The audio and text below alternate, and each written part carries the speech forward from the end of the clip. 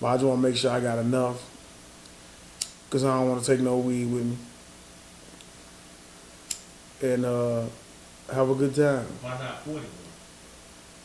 There's no way I'm smoking 40 blunts. You out your fucking mind. Would you drink a 40 ounce? Yeah, I would. What's your favorite 40? OE? I've never drank OE. What 40 have you drank? Because you that old. I'm pretty sure you and your knucklehead friends stole 50 cents from your mom's purse. First off. And grabbed a couple of 40s and set out on the, what building was you? Building H? I was, The yellow building? I ain't talking First about where off. you was from. I'm talking about the building you was bred at, where you got jumped in at. Whites? It's the whites. I'm never the whites. The whites was the ops. That's Daryl's building. Daryl is not really. Daryl don't count. Daryl's a good kid. Are we rolling? We got rolling. The good thing we roll. I knew it was. Daryl's a good kid. I ain't recanting my statements. There was a Reds. 939 HQ. That's Hooley building. That's where he from. Okay. You know what I'm saying? Is that what you claim? I don't claim any of them. Will you go to jail? Is that what you say? No, I don't say any of that. Because I won't be going to jail. 939 HQ. What you talking about? 6-1 Mac Life. Fuck you talking about? That's Kilo them. That's Mike them. You know what I'm saying? So let me get this straight so I can keep it in memory. 6-1 Mac Life. Just in case I get pulled over and I have to go to county. Yeah, you telling me? 939 what HQ? First off, you don't say 939 HQ. They asked you to sound from the HQ. I'm from the HQ, 613 Mac Life. No, they gonna steal on you. Because 61 is the boulevard. They gonna steal on you. There's two different ones. Skilo, Mike, all of them from 6-1. It's 1161. They call it the Boulevard. 61 Boulevard. The 6-1 Mac Life. 61 Mac Life HQ. Back up. No, them two different ones. This is way. They gonna say, which one, nigga? Which building you from? So Mike is not from the Reds? They from the Reds, but they from 1161. Hooley from 939. Also, it's two sides. Two different buildings, see? Oh, okay. 6-1 is the Boulevard, 939 is I had HQ. two red buildings. It's a lot of red buildings. Okay. What's the color scheme? Who picked it out? No. I'm not from the Greens. Okay. I'm all saying. I'm asking you to break down the geography in the color scheme. So it's the white walls, it's the reds, and it's the row houses. There's three different parts. So the white walls are apparently The whites. had white walls. White buildings. It was all white. All white. And the red building was all It was red and white, yeah, but they was mainly red brick. Red bricks, Okay. white bricks. And the row houses. Row houses. But because they look like row houses. They was row houses. They was really row houses. And the whites is GDs. And that, Reds is GDs. Row houses was. they all GDs. Okay. But it was two buildings from the white walls that was renegades. Yeah. They, 12, no, I'm finna say the Berlin, ain't the Berlin. 1340. Damn, they gonna kill me because I don't know this shit. God damn it, I don't know the other white one. I just forgot it. No, it ain't. Because they wasn't really It's I know 1340 for sure. I want to say 630. I'm gonna say 630. But I know it was 1340 because that was right off the end. We just walked to that one. It was off the corner, going toward the north. But the fuck, where Miss Scoozy at? Where's Miss Scoozy? No. Up north, nigga. Not Nid North. Nid North is a high school. Got it. Fags didn't go to Nid North High School. Then you get your head cracked. Anywhere in them areas. Like, but Back to the buildings. the white walls. What was the white? Was Vice Lord's buildings the other? Vice Lords had two buildings. 500 and 502 was in the middle of the greens, but shit got tore down. What color? And they went on said it was red. But they was in the middle. Okay. They got tore down. We was shorties. Now when the Reds were still around, Were there any green buildings in Cabrini? no greens. Yeah. But it was a sign that was right in front of the whites that said Cabrini O Green. You know what I'm saying? That's the old shit. But the greens, it's because it was Cabrini Green, so they call it the greens. Yeah, I know that. All right, that's what I'm saying. Just for motherfuckers that don't know, said they call it Cedric, but Sedgwick. Right. It's a G in there. It's a G in there. They like to say the G is silent, but the G's was there.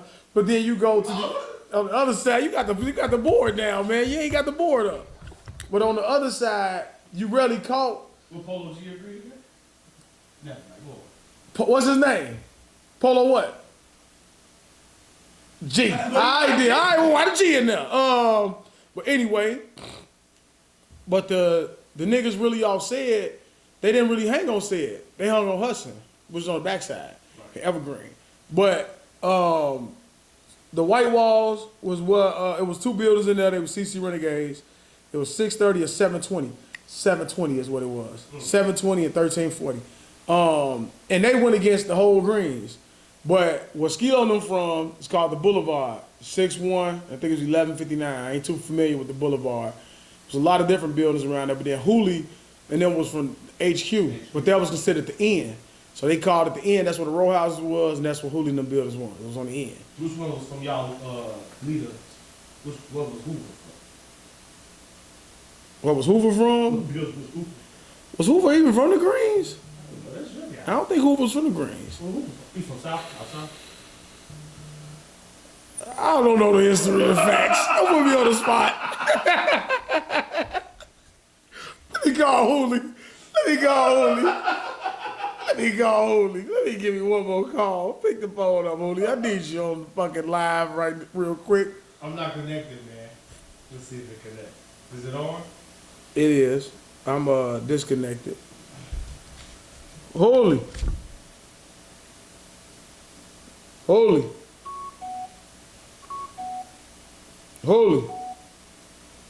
What the fuck, bro? Holy.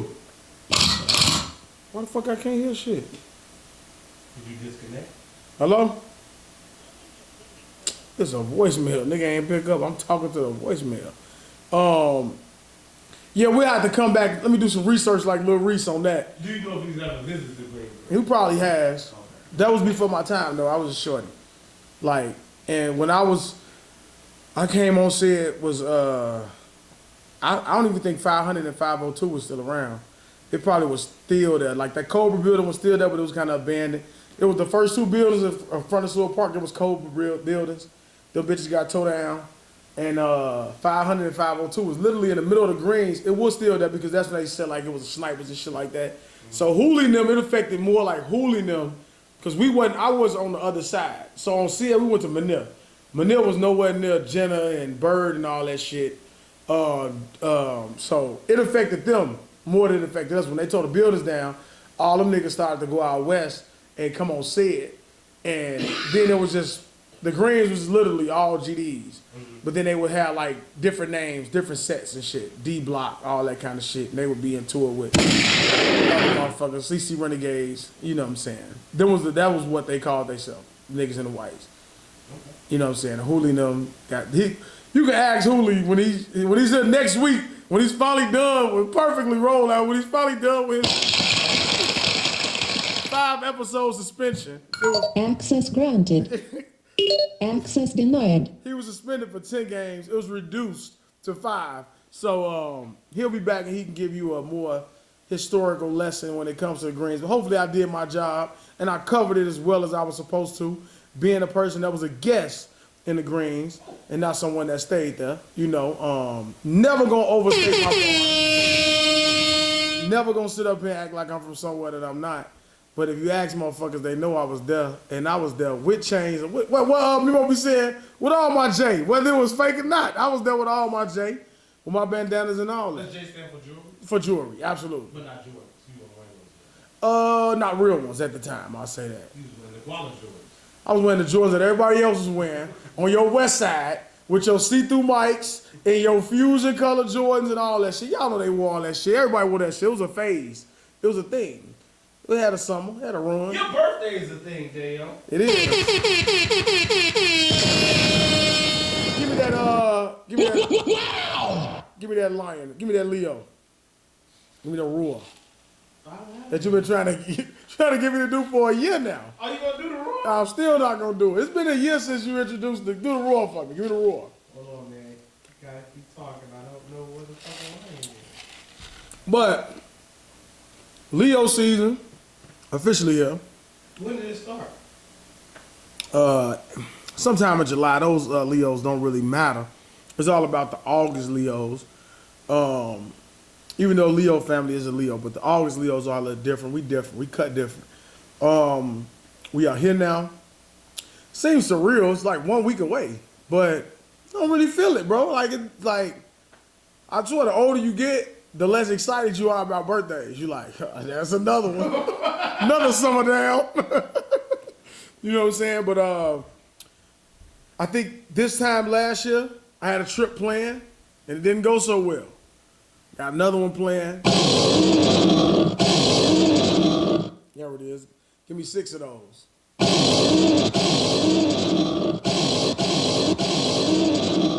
There we go.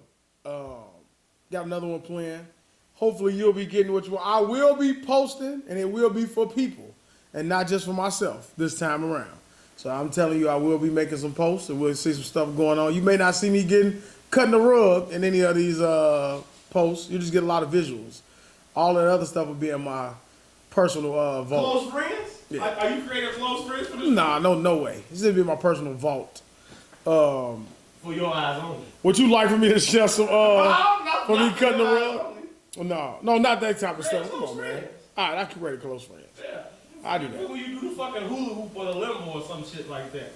Daeos in the spotlight though because they all would like to invite you guys to Daeos Shindig. I'm not gonna say the name or the age of how old this guy will be for his shindig, but goddamn it, it's a milestone it is.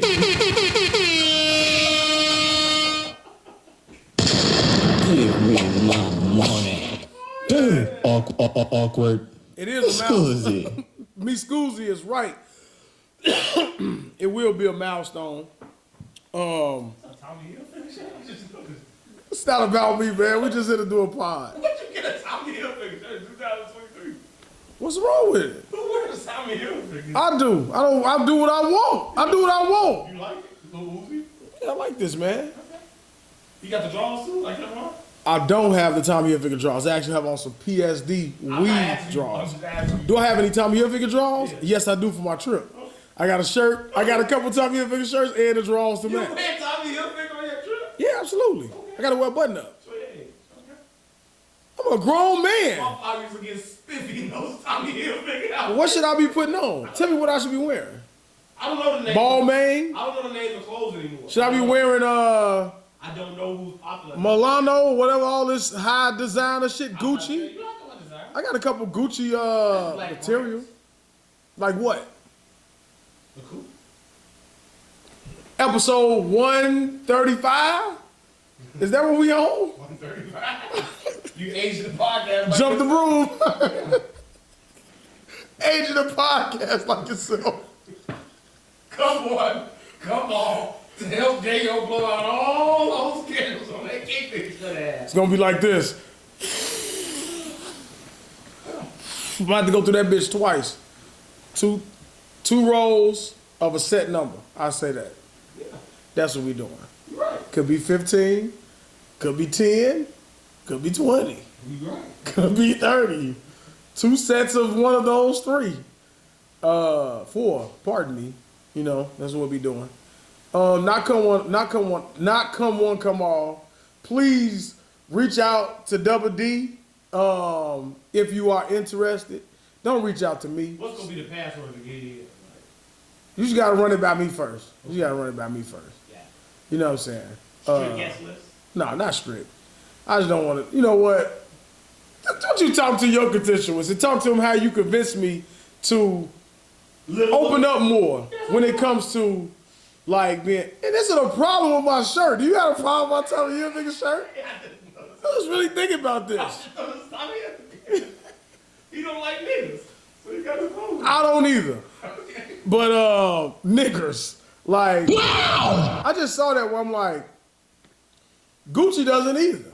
So many designers say that they don't do shit for niggas, Black people, some black people don't wear. and they do it. But you know what? I went into the Tommy Hilfiger outlet and I said, this is some nice prices for some nice. You always budget shop for these things. I'm not gonna sit up on this camera and act like I'm spending big bucks on these things.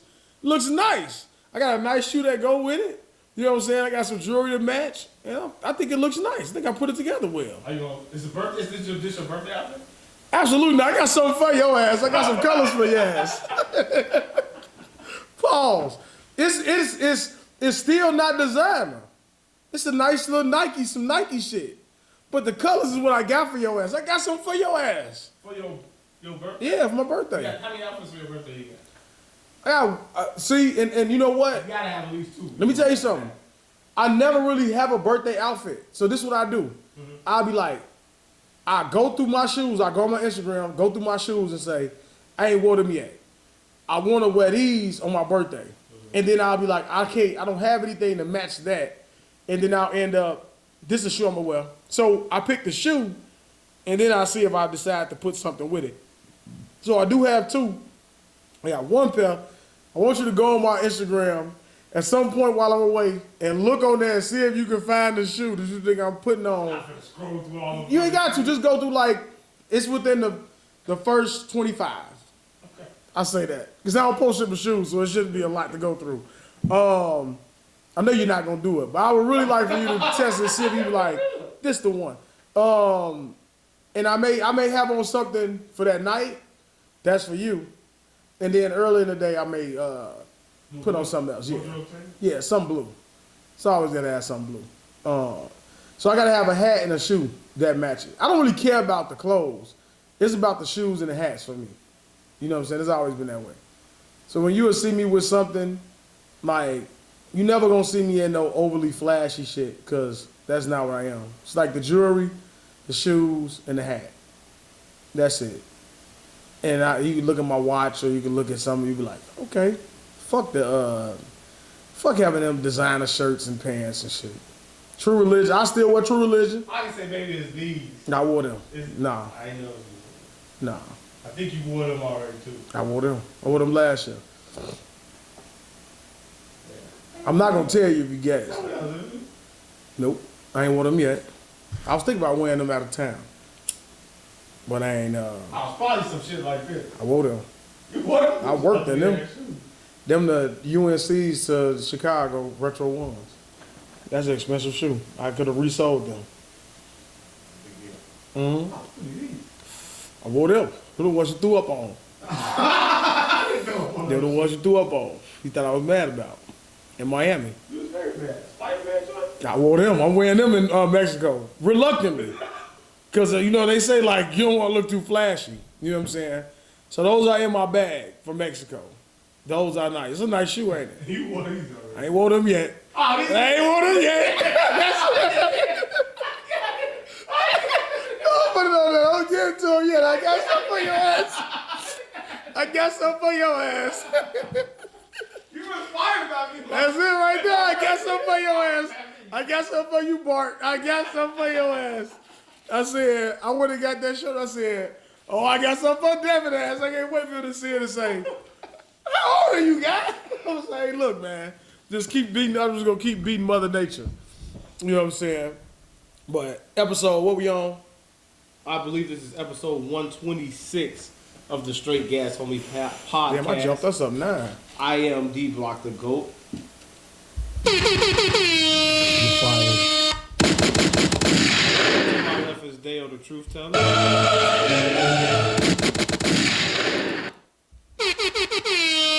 Awkward. Scusi. You're fired. Duh. Eh?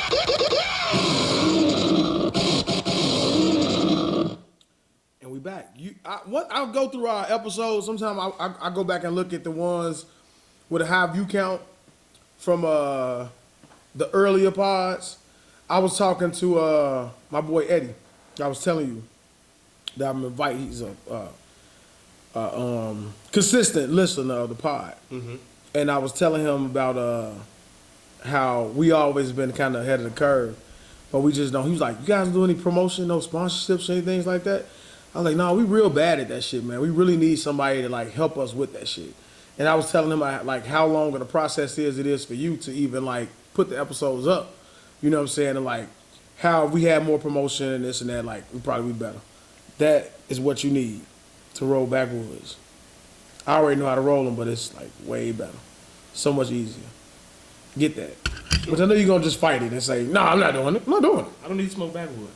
All right. Anyway, but I have to fucking forget where I was going with that. I was going somewhere with that. Promotion stuff would be better. What did I start with? I was gonna tell you something. Nope.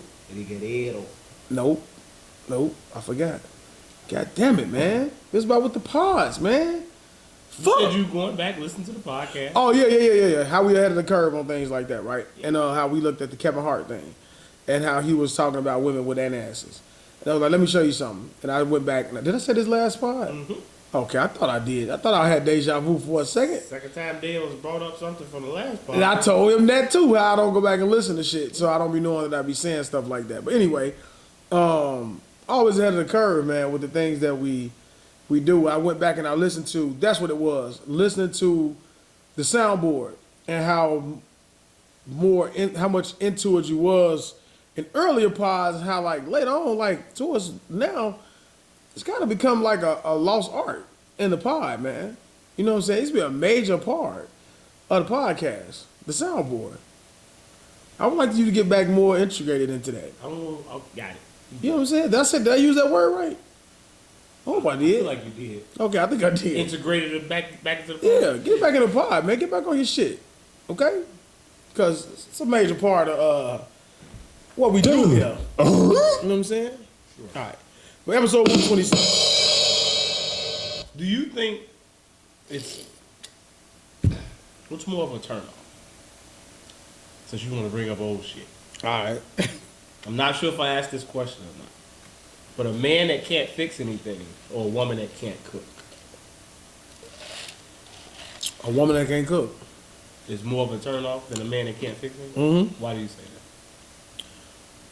that? A man that can't fix shit, you can always pay for shit. Just like a woman can probably always pay for food, right? But at a certain point in time, it's just certain things. All right. So a man not being able to fix shit, I think it's more common than than normal, right? Because not every man is handy. Right. Like you can probably do small things, but every man can't fix shit. Most women should know how to cook, bro. Why? You're a fucking woman. Okay. And you got one job. You got one job in relationships. So they got cook. 2 jobs, according to you and Hooley. What else is The it? G and the D.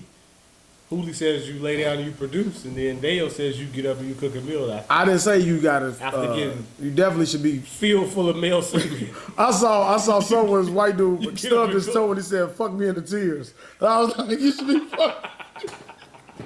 And he said, "Fuck me into tears." Who says that? Fuck me into tears. So you should get fucked into tears, and you should definitely be able to cook. Because what about your kids? You can't just keep buying your fucking kids McDonald's and having them eat fucking restaurant food. You should be able to at least be able to go in the kitchen and do something. You learn anything from your mom? Go to Boston Market. It ain't too many of them around. You should have learned from your mom how to cook something. You should learn from your father how to fix something. He ain't shit. He couldn't teach me nothing. What's the mom wasn't? If the mom wasn't shit, then the grandma was around. Okay. Grandpa, no. Stop acting like people don't come from a lineage of ancient people. We do. But normally, the great grandmother wasn't shit. She had an ancient. One thing that they always knew how to do, some woman in your family knew how to cook. Right. Your auntie, your mama, or your grandma. Okay.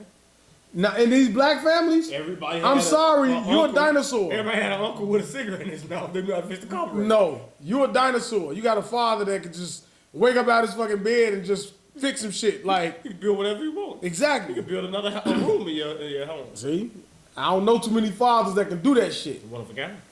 I can tell you, all of my friends. Give them another hand clap. I can name you all of my friends, and I guarantee you, maybe out of all of them, if it's 10 of us, maybe 2 of us have had a role model that was able to be handy and fix shit, and I'm one of them. Okay. Like, so what if a woman tells you that all her friends, only 2 of them had a woman that was in the house that actually put food on the table consistently? So what were you doing? What are you doing as a woman? Well, you can't cook. What do you do? Working. You just fuck. Working. Just work. Why has it got to go sexual with you? What does she do? So What's your purpose? Was the man just laying pipe physically? No, he's working. He's a provider. He's a provider. Providing what? Yeah. Pipe? Nah. Because he wasn't fixing it. Well, that's some women settle for that. Bring me dick, I'll do everything He else. wasn't fixing nothing. But no, well, I'm paying bills. Okay, yeah. I'm being a leader. Right. She's laying down and opening her body, her vag up to you. That's all she can do, huh? All you can do is provide pipe, but not fix.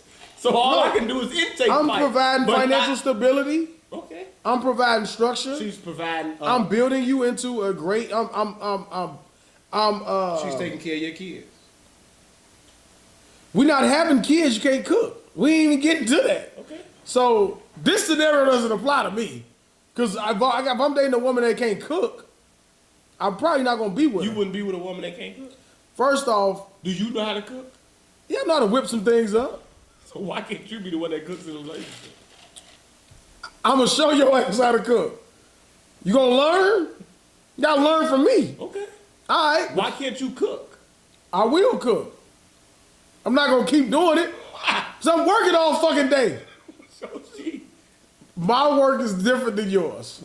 Mine is more physical, mental, everything. Okay. I'm saying this. But you talking about your own personal life. I'm talking about Let's say in most real, men. Let's say in the real life, no, because you have a boss who at the other job or level, her life was way more strenuous than any man. She know how to cook. It doesn't matter. It does know how to cook. But she had, So she got 2 kids. Motherfucker put something in her. but she had a, How many women you know that got kids that can't cook?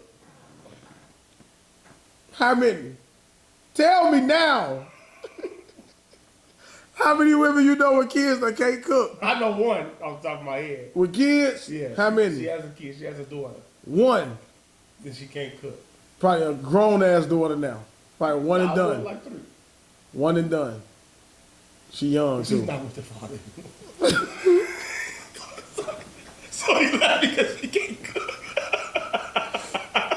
After a while, you just bring a pussy and attitude. Ah, you can't even cook. You mad all the fucking time. You always want to talk back. Like, damn, man. What are you good? What are you good for? That's really. Think about it, man.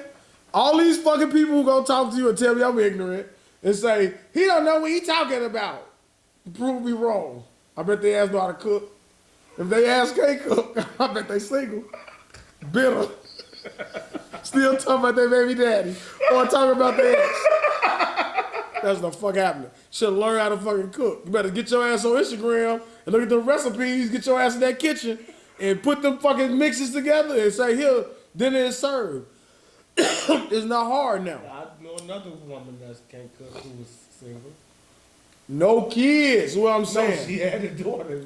She was One and done. Nigga said, I'm out of here. I can't do this. You get wick, you get linked, and you can't even fucking use it. You study buying frozen food and try to eat that shit. Fuck, that's single man's life. I'm gonna have frozen food all in my refrigerator because I don't want to cook for myself all the time. the woman that bought pasta shells in the green bag of her grilled chicken and heat it up in a skillet and pour it on top of it. Yeah, what the fuck is you doing? Hell of a meal. The frozen shrimp. You be like, All this shit came out of this for me? Bitch, make it. I made stir fry. Bitch, that ain't stir fry. You ain't do shit but put the mixed vegetables in the pan and stir it up. You ain't even saute that shit. You ain't put no. You don't know how to season. Can't do shit right. This shit all came out of a Tyson bag. Fucking selling me some motherfucking reheated Fridays and shit. You eat pizza rolls and shit. That's what you do when you single. You want me to keep eating fucking noodles all the time? I still eat noodles. But I ain't finna keep eating them. What the fuck you don't know how to cook? You ain't not making. You can't make chicken. I'll fuck that grease up. That grease will be black as a motherfucker when I'm done with it. This is what I want to know. When you say what can you cook, most people say the same shit. Chicken, steak. Like who? Everybody can't cook chicken. So what do you wait? What do you want a woman to say when she says she can cook? Filet mignon. Nah, filet mignon is steak. But do you want her to say some special shit? Nah, she's gotta say, yeah, I know how to cook. Some linguine? I'm gonna ask you for basics. Shrimp a la something? Baby, just cook the basics. Anybody can cook the basics. Anybody can. What's the basics? Spaghetti, mac and cheese, mashed potatoes, pork chops, How they making they mac? cube steak. steak and chicken. If you know how to cook any of those, you take you know how to cook to a black person. Yeah. Because you can buy the box mac and cheese and mix it with some good chicken and you good. That's Now, what happens on Thanksgiving? What happens on Thanksgiving? She bought a real big box of mac and cheese. No. What are you talking about? That's what you finna make me on Thanksgiving? Now we gotta keep going to the family house. You can never talk back. You gotta keep coming. Well, I don't want to go over there. You would cook. You would eat the family. No, you ain't finna make me that shit. You ain't finna make me no motherfucking stovetop, mac and cheese, a fucking glazed ham you done went and got from fucking Walmart, the one that come out of can, the one they give you for free. Well, you can go to honey baked ham and you can get. Bitch, you're gonna cook some Thanksgiving. We gonna do it together. So if you found out that she went to honey baked ham, would you feel the same? I'm eat it that first year. Now we not staying home anymore. We going to relatives you gonna go to home. work and then you come back. It's gonna be food. No, hell no. If I gotta eat at work, You want to see it prepared? I want to come home to a nice healthy That's what I'm plate. saying. You're gonna come home to it. You're gonna be gone and you come home. You're gonna go. And I'm gonna bite into that gummy ass piece of ham and be like, go to honey baked ham, and you come back gonna be. and then she gonna be mad because she gonna be like, why you not eating no leftovers? One and done. This shit is done. You done made all you just slaved over this damn stove and made all this badass food, and now you gotta throw it away. And a lot of people can know how to fry shit, but it's all about the way you season your food. So you can say, yeah, I know how to cook. This bland ass shit ain't got no taste to it. So a woman that don't know how to cook is more detrimental than a man that don't know. How Hell yeah, it's detrimental to the household. It's everything. So It starts a chain of fucked up shit with your kids all the way up. Now my daughters can't cook because your ass can't cook. They got no role model to look up to. What are you teaching them? Outside of what? why she can't say What? the same thing about you? Because I don't know how to fix nothing? Right. All right, so let me tell you something. I'm gonna put us in the house. First off, hold on, let me be real You quick. can't change the oil. Hold on. You can't change the tire. You can't put a fucking a windshield wipe on there. You can't change the light bulb correctly. No. You don't know why the No, that's fucking extreme. shirt. You don't know why the thing's beeping. No. You If a can't- nigga can't do that, leave him. You can't change. You can't do the basic shit. fix it. No. You can put a windshield. Don't count that. Windshield wipers, light bulbs, You can't fix it. basic tightening of the nut screws around the Your house. kids is stranded 6 blocks away, and they gotta wait for Triple They A. gotta wait for AAA 2 hours. No, I'm coming. Instead of I'm gonna sit with you. sit with us. Yeah, we protect it. Instead of fixing the tires, we go Nah, home. say what I do. Here you go, sir. This ain't what I do. I work too, just like you. So you don't know how to cook. You get your ass in there and make the food too. I made a choice. Well, I made a choice. Right, I made a choice to give your ass one baby, and now I'm out here. Cause I can't do this for long. We can't go tit for tat. Now, not being able to fix things. Now, if you can't do nothing, That's a big deal to you. That's not a big deal to me. A woman know how to cook. That's not a big deal to me. Cause how many women have you been with that actually know how to cook? Like 3. I'm talking about that you've been had they cook. spoiled to having it. On a regular Consistent, basis? yeah. Nah, none. Now, when you get that, and then let's revisit this conversation, and then you tell me how, or like you every time you go over our house, you like, damn, she got some food made. Damn, and it's good. Mm-hmm. You gonna get spoiled to that. Let's say if it's a side chick, Right. you got a main chick can't cook worth shit. Mm-hmm. Every time you go over there, she got a plate for you. Nice, healthy fucking plate. You like, oh, I want to take this shit home. I can't take it It's home. not the way to my heart, but okay. It ain't gotta be the way to your heart. It's a piece of your heart. God damn it. Not even real. Because it ain't been a reality yet. This is what I'm saying. Like, so let's go back to the man. They can't do shit. So a man that's not really handy. Guess what? 9 times out of 10, we renting shit. So you ain't got to be handy. Cause I'm gonna call the landlord. He's gonna fix this shit. But I'm saying that I got that. Right, but the only thing I say with the cooking, that's what I'm saying. It's spaghetti. It's the different variations of pasta. Maybe Alfredo is. But some people macaroni. can't cook that. But I'm saying, but these are the basics. But some people can't cook that. True, but when you say can a woman cook, so you can cook me spaghetti, I know how to cook that. I'm saying they can't do that. I got it. But when motherfuckers acting like you know how to cook, meaning it's a big deal. Like it ain't like if your woman can go in there and chef some shit up, like Make the basics. If she can make the basics, she can cook. Okay, To me, is what I'm that's saying. fine. So what I'm saying is, if a woman can make the basics, or whether she can make the basics or not, that don't sway me in terms of how much I like her or not. Like you say, maybe it's because I've never been in that environment or that situation to where I've had the benefit of being with a woman who can or cannot cook. and I'm getting it on a nightly basis. But that's not something like, oh fuck yeah, you play some mean pork chop. Like, And look, I'm not saying nothing about because food is so basic to me. That's what I'm saying. So it's not so if you're like when you have like my mom, she would try to cook a lot of jambalaya, enchiladas. She would get the Martha Stewart's cookbook. That's back in that era in the '90s, and just try to whip up everything that she see up in there. That type of stuff. Like it's not a lot of women that I know that I'm around that's doing things like that, whipping it up. So when you say can you cook, most black women can fry chicken, pork chops, make spaghetti, make macaroni and cheese, and make cabbage or a salad. So if you came from a home where your mom is in there throwing down in the fucking kitchen, at least maybe let's narrow it all the way down to 2 times a week. I know she cooking more than that. Yeah. Let's say 2 times a week. You like, mama finna cook. You come bring your ass in from school, walking on your tippy toes, walking over that fucking front door, take your shoes off. You like, God damn it! You smell that food. You take your ass in that room. You know when it's done. You about to get some good grub. Right. You come from that. Then you went to being what? A single, stand alone? I did. I went to visit my brother, and when I went to my brother's house, he had a refrigerator full of Italian sausages and a pantry full of pasta sauce from $1. And I used to really enjoy going over his grill because he'd make that pot of Alfredo pasta sauce. He'll make them fucking sausages, and you know how niggas season they shit when they move out. Yeah, it's all hot shit, spicy shit. So you like.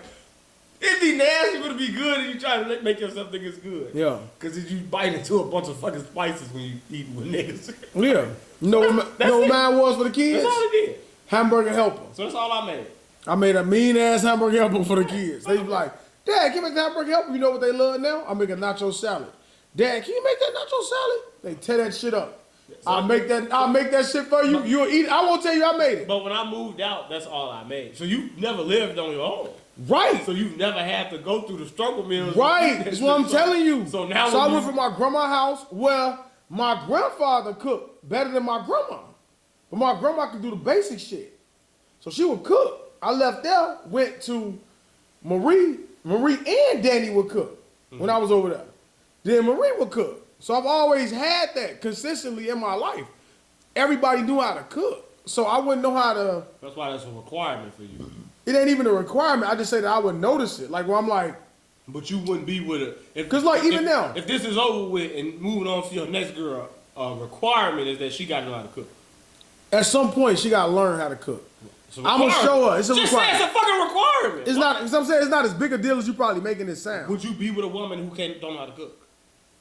I probably would. Okay. If her pussy's good enough and I like her enough. Wow. Okay. Like, I got to. Sex first. That's what matters. Okay, Wooly. No, I'm not saying that that's all they're about. Because personality go a long way too. And that matters to me. Why did you say that she's a nice person? Because you can't fucking suck dick. You like. You can't cook. Oh, you can't cook that pussy. You can't do nothing. Good. Yeah, because you can't. That's the next one. If you can't feed me, maybe you have to fuck me. Not stimulate my mind. Suck me really good. Not help me elevate to be a better man. Suck my dick really good. You think that's what Nipsey told Lauren London? You better. Are you kidding me? Wow. Damn. Yeah, you're right. This is not here to be an arm piece. Jay-Z didn't tell Beyonce that. You think Beyonce know how to cook? Yeah. I bet Beyonce can throw down in the fucking kitchen, bro. At what point did she learn? From Tina Knowles. When did she learn? When did she have time to learn how to cook? She got plenty of time now. And she had time as a kid. Women learn how to cook early, bro. Did Talia know how to cook? She's learning. What does she know how to cook now? Like basic breakfast shit. Like, I don't trust her with like main things, but like. Why not? Okay, hold on, wait. Let me stay on the topic because we're going away from what men that can't do shit. Right. So that's what I'm saying. Which is way worse than a woman. No, that let me can't go cook. back. No. Because of a man that can't fix shit, most of the time niggas is renting. So what do you got to fix? And then when you say my car, most of the time when motherfuckers is getting their cars done, you're not even trusting nobody to fucking go into your hood and work on your car.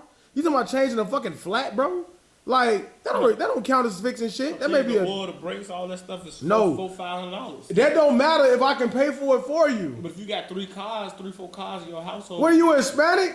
Why you got all these fucking cars? Sorry, you my Hispanic friends. Why you got all these fucking cars? Well, why do I need 3 cars? Well, you drive.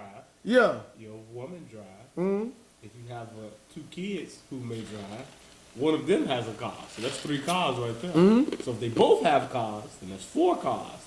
Now you're not responsible for paying for all 4 of those cars, but if something goes wrong on your baby girl's car, who's gonna help her pay 5? Who you think she calling when her brakes start grinding and squeaking? Do she pay a car note? And she gotta go to that motherfucking.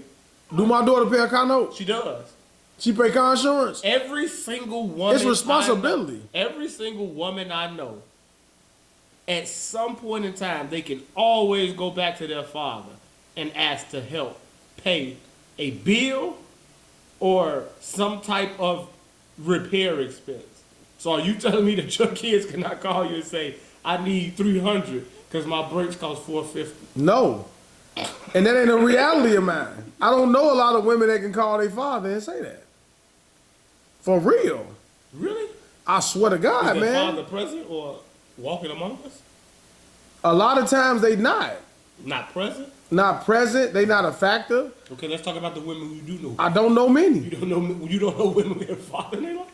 I don't know many that fathers is like, they calling them for like handouts and like financial stability support, which is sad. That's a problem.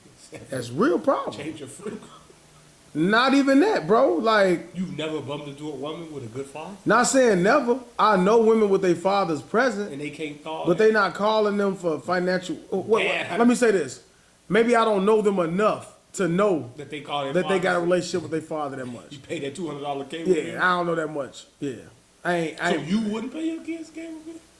No, it's responsibility. What responsibility? When you move out, when you become a young adult. So this I tell my kids all the If time: keep out there calls you like that. No. I ain't got it. Can you pay my phone bill? sink or swim. But what I tell you is, because this is an option I give my kids. As long as you under my roof, you going to school, you bettering yourself, you getting an education, you bettering yourself for the future. Even if it ain't that. Let's say if you like, all right, Dad, I want to be this. I'm working towards something. You can stay under my roof. I don't want you to have to extend yourself and jump out that window to be an adult too soon, because I know I always say I got to live my life. I got to be a teenager. I got to learn how to have fun. I got to learn how to grow. And I know how it affects people that don't get to experience that. Yeah, everybody don't get the experience. Right, because they become an adult too fast, and then they live their life in their 30s regretting not doing things in their fucking teenage and 20-year-old years. So I'm telling them all the time, these are my stipulations.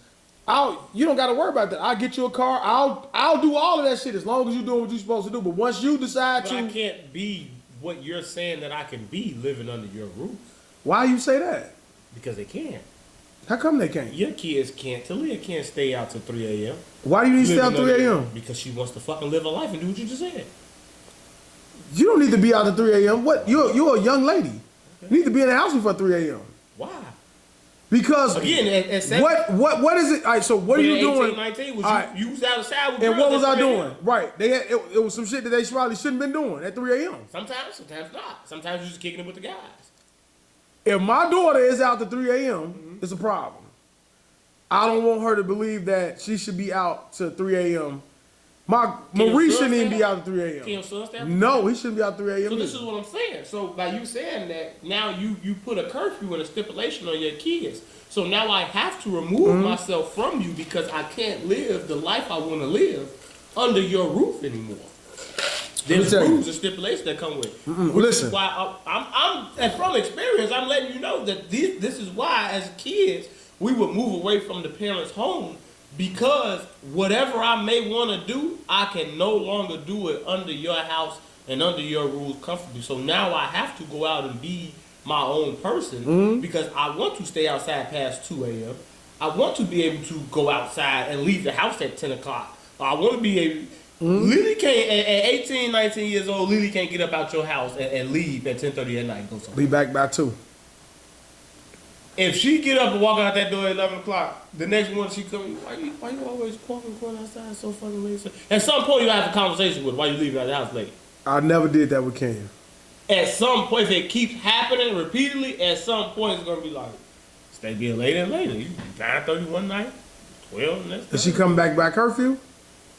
Sometimes not. But now we're going to have a talk. It's okay, but still. So that's why they wouldn't live there. So you guess what? But that's the reason why. So because they move out, they go get their own shit. Now you won't help them pay for shit. So listen, I was at the same. So people, you would think that I had curfew.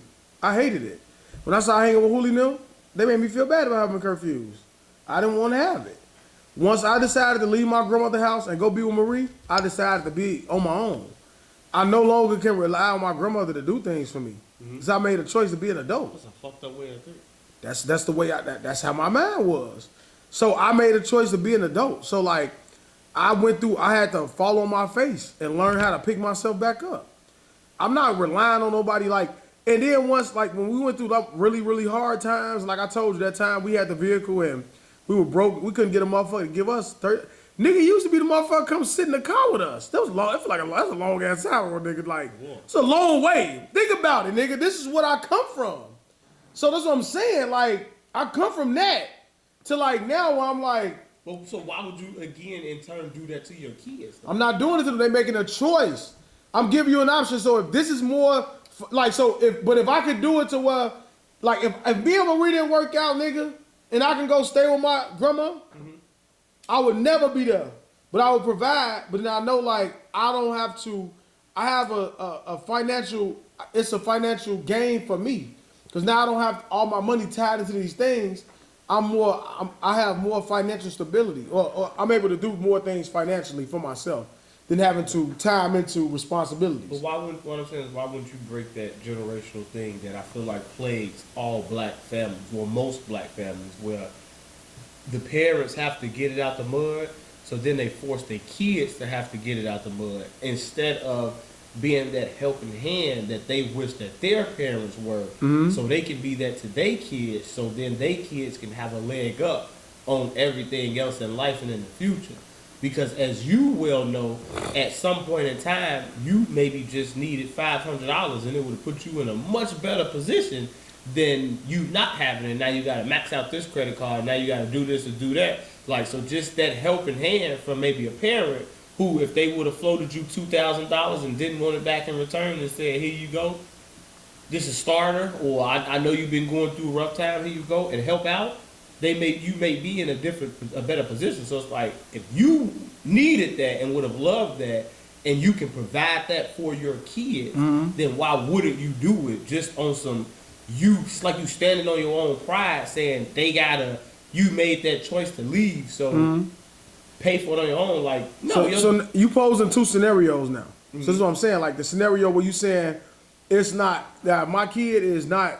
This is like a one off, or once a year type thing, or every now and then I need a little help. Maybe it's your child. Listen. Now that's fine. But if you become a burden to where it's like, hey, Dad, I need this. Hey, Dad, I'm not going to keep doing that shit for you. That's a difference. A burden. That's what I'm saying. A burden to me with your kid comes to the 10th, 11th time that they've asked you to do something or pay for something. To me, with your child, that's when it becomes a burden. But so that's one of the scenario I'm speaking from. So if Talia's asking me a one off or a two off, and I know like she's really got her shit together. Kimaj hit your phone and said, Dad, I need $400. Why? And you got it.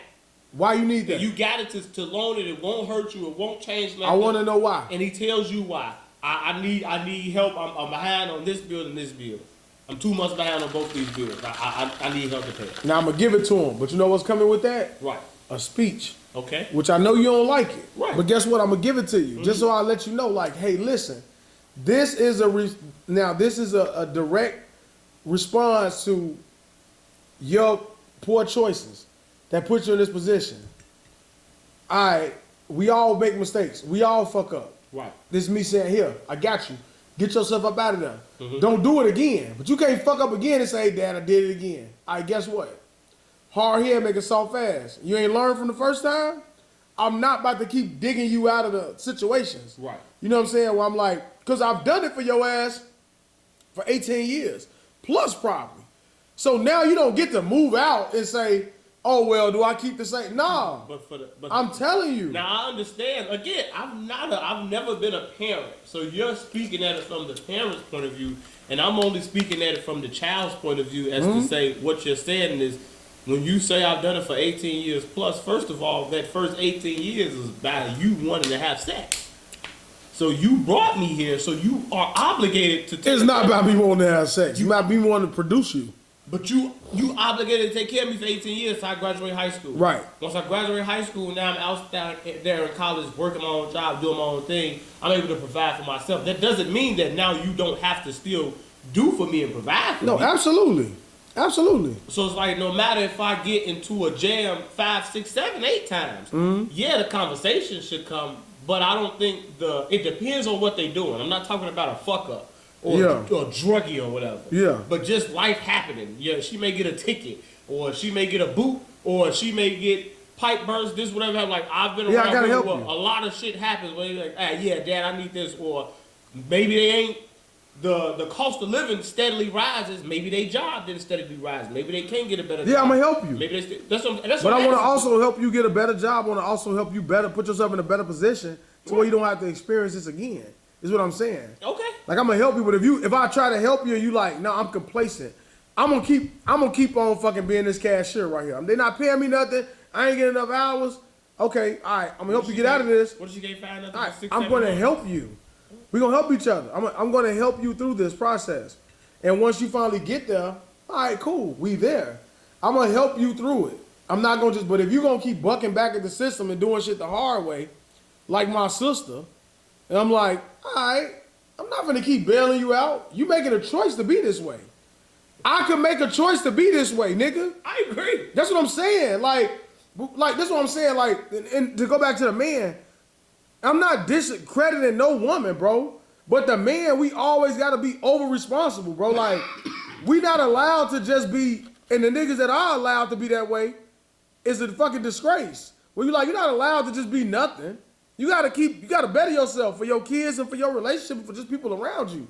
So the men that live with a burden of having to constantly, independently and grow, I envy the motherfuckers who want to call off on the weekend and say, oh, I ain't going to work. Fuck it. What are you living for? What are you calling off for? What are you doing? What kind of nigga is you? What are you doing? And 9 times out of 10, going to that day party where them girls at. Where's their kids at? With the grandmother. You're not able to help. That's what I'm saying. So a nigga that gotta constantly look and be like, damn, this ain't enough. I gotta keep bettering myself and putting myself in a position to where I am able to provide for 3 other people plus 1 and myself at the same time. It's a big burden that's cast upon you to where you have to continue to grow. So like if I'm teaching my son these ways of saying, all right, you could be stagnant and be complacent. And guess what? I'll keep bailing you out. No questions asked. Just because I got it out the mud and now I'm able to live comfortable, don't mean I gotta sit here and watch you settle for mediocrity. So me watching you, knowing that you can do better, but watching you constantly put yourself in a situation to where you keep needing help, you're not making a conscious effort to dig yourself out that hole and not repeat the same shit twice. Because you done got yourself in the hole before, but I bet you ain't going back because you're not going to repeat the same shit. You know what I'm saying? You learn from your mistakes. Only thing I'm saying is what I always say, which is you go straight to the worst of the worst. So when I'm thinking of women that I know who may ask their fathers for money or anything like that, it's not because they have put themselves in any type of situation or fuck some money off or anything like that. It's just like, I'm daddy's girl. If I need, like Hillary, I need $200. I'm gonna get it. So I was like, it's situations like that where it's like, I feel like you going to the stance where I feel like everybody would agree with you if I give you $200 in January because you say you late on your phone bill, and then here you come back in April, then here you come back in August, October, and December with your hand out for $200 more. I got that, but it's not. And if you know, that's what I'm saying. You going to the stance that we know. I'm also speaking more from the perspective of the son, not the daughter. So my mindset may be different for the daughter. I haven't experienced. But that. Even with the son, the son may want to do like with Hooli, put designs on the side of the door in the car. I want to do all this stuff. Can you help me buy this car? Help me do this. Help me do that. Like, It's all that type of Why? stuff that they make because they. Why I gotta do that for you? That's a necessity. You don't have to. I mean, that's an accessory. It's not a necessity. That's true, but you got the car. I'm asking for your help. I'm not saying you have to, but Right. all I'm saying is if they choose to do that and put sounds in their car, Work harder. so now they can't pay their phone bill or pay their light bill or something like that because they had to have this car, they had to have this, or had to have that. Like, I'm just You didn't have to have it. Again, I understand. The way I'm telling him this. The way that you coming off and speaking about it, I just wonder if when I become a parent and I have to go through the hard years and decades of raising a kid, if I will feel the way that you feel. But only because I have what to go off of is my experience as a child, and at certain point, and I'm not talking about myself necessarily, because whenever I needed help, my mom would help out. Yeah. Either with me asking or without me asking. And it was never really a sense of making you feel no type of way or whatever. Yeah. So it's like, I wonder if I will be more so like that, where it's like, I feel like once you have kids, then you're always supposed to set yourself up if you're doing everything right to where your kids got a little nest egg to where when they fuck up in life or do something, you could just grab from that and send them and give them money. And it won't be no issue or no problem because you've been saving up over their lifespan. So every month you put $100 away for Talia for when she becomes. That's not reality. 100. It could be for some people, bro. Well, I'm telling you, for niggas that's really work. But that's go ahead. This is you going to the negative. But you going to the over positive. No, I'm not. You bro. going to Cliff Huxtable, and then you got. No, I'm not. I'm it's somewhere telling in the middle. My mom and my dad weren't rich. They wealthy, bro. That's a different reality. You not. It's certain programs and things that you can do in work, 401ks, all these different type of things that you can do at your job where you can put money in, save money, double money, Christmas funds, all that different type of stuff. So if you're doing all this different type of shit, taking advantages of all the different shit that's out there, and you doing that, now you have money to play around with. So it's not no rich thing. It's just you doing what you doing in basic life. You can take $50 and both of y'all can take $100 and at the end of the year, y'all got $2,400 to spend on y'all kids for Christmas. Plus whatever else y'all already had. And then if y'all just keep doing that over the course of time, over 13 years, if y'all were saving $100 for Talia, you look up now, you got a lot of money saved up if y'all were saving it over the course of over 13 years. So that's what I'm saying. Like, you know what that is for black people? Life insurance. That's what that is. I got it. That's what I that want is. you to do is stop going to the niggas, the idiots, the motherfuckers. That's not niggas and idiots, bro. The scammers, the thrivers. There are people out there who work regular jobs. Who? I don't know them. Just because you don't know them. That's what I'm saying. I can only speak from my reality, bro. I got it. So try to wrap your mind around the fact that there are certain people who... And I understand that. You keep saying you understand it, then we have these conversations, you be like, see, that motherfucker just want to go do the stupid shit. And do that. But what reality is you speaking from, bro? Maybe it's just my How many reality, motherfuckers you know that their parents got trust funds for them? It don't gotta be a trust. Whatever the fund, whatever you talking about, how many people you know got that shit set up for them? They got. I'm not. It's not. I don't know anybody that got a trust fund set up. But what you talking about? That's putting money away for their sons and their kids for the future. Little nets, little pots. How many motherfuckers you know do that? Because a lot of times people get certain money when people die. So if your life insurance. Okay, but you. That's what I just said. That's where it come from. But you still got the money. Who gives a fuck where it come from? That's what I just said. You said it was nigga shit. Because you said life insurance. Who gives a fuck? So if your grandma had 6 kids and all 6 of her kids passed away and she collected on their life insurance, like your fucking grandma loaded, and then she passed that money down to your. It don't matter if y'all living on life insurance because all white people is living on life insurance. That's what I'm saying. That's the trust. That's what I'm saying. Like Marie, this is what I'm telling you. But it's just money. So what I'm saying is you just give that money to your kids. You can set that shit up to where your kids got this money. That's what I'm saying to you. So that's what I'm saying. That's life insurance. I'm giving you a regular scenario. I'm telling you, that's it. But I'm saying, when I die, they gonna be straight. If I got it.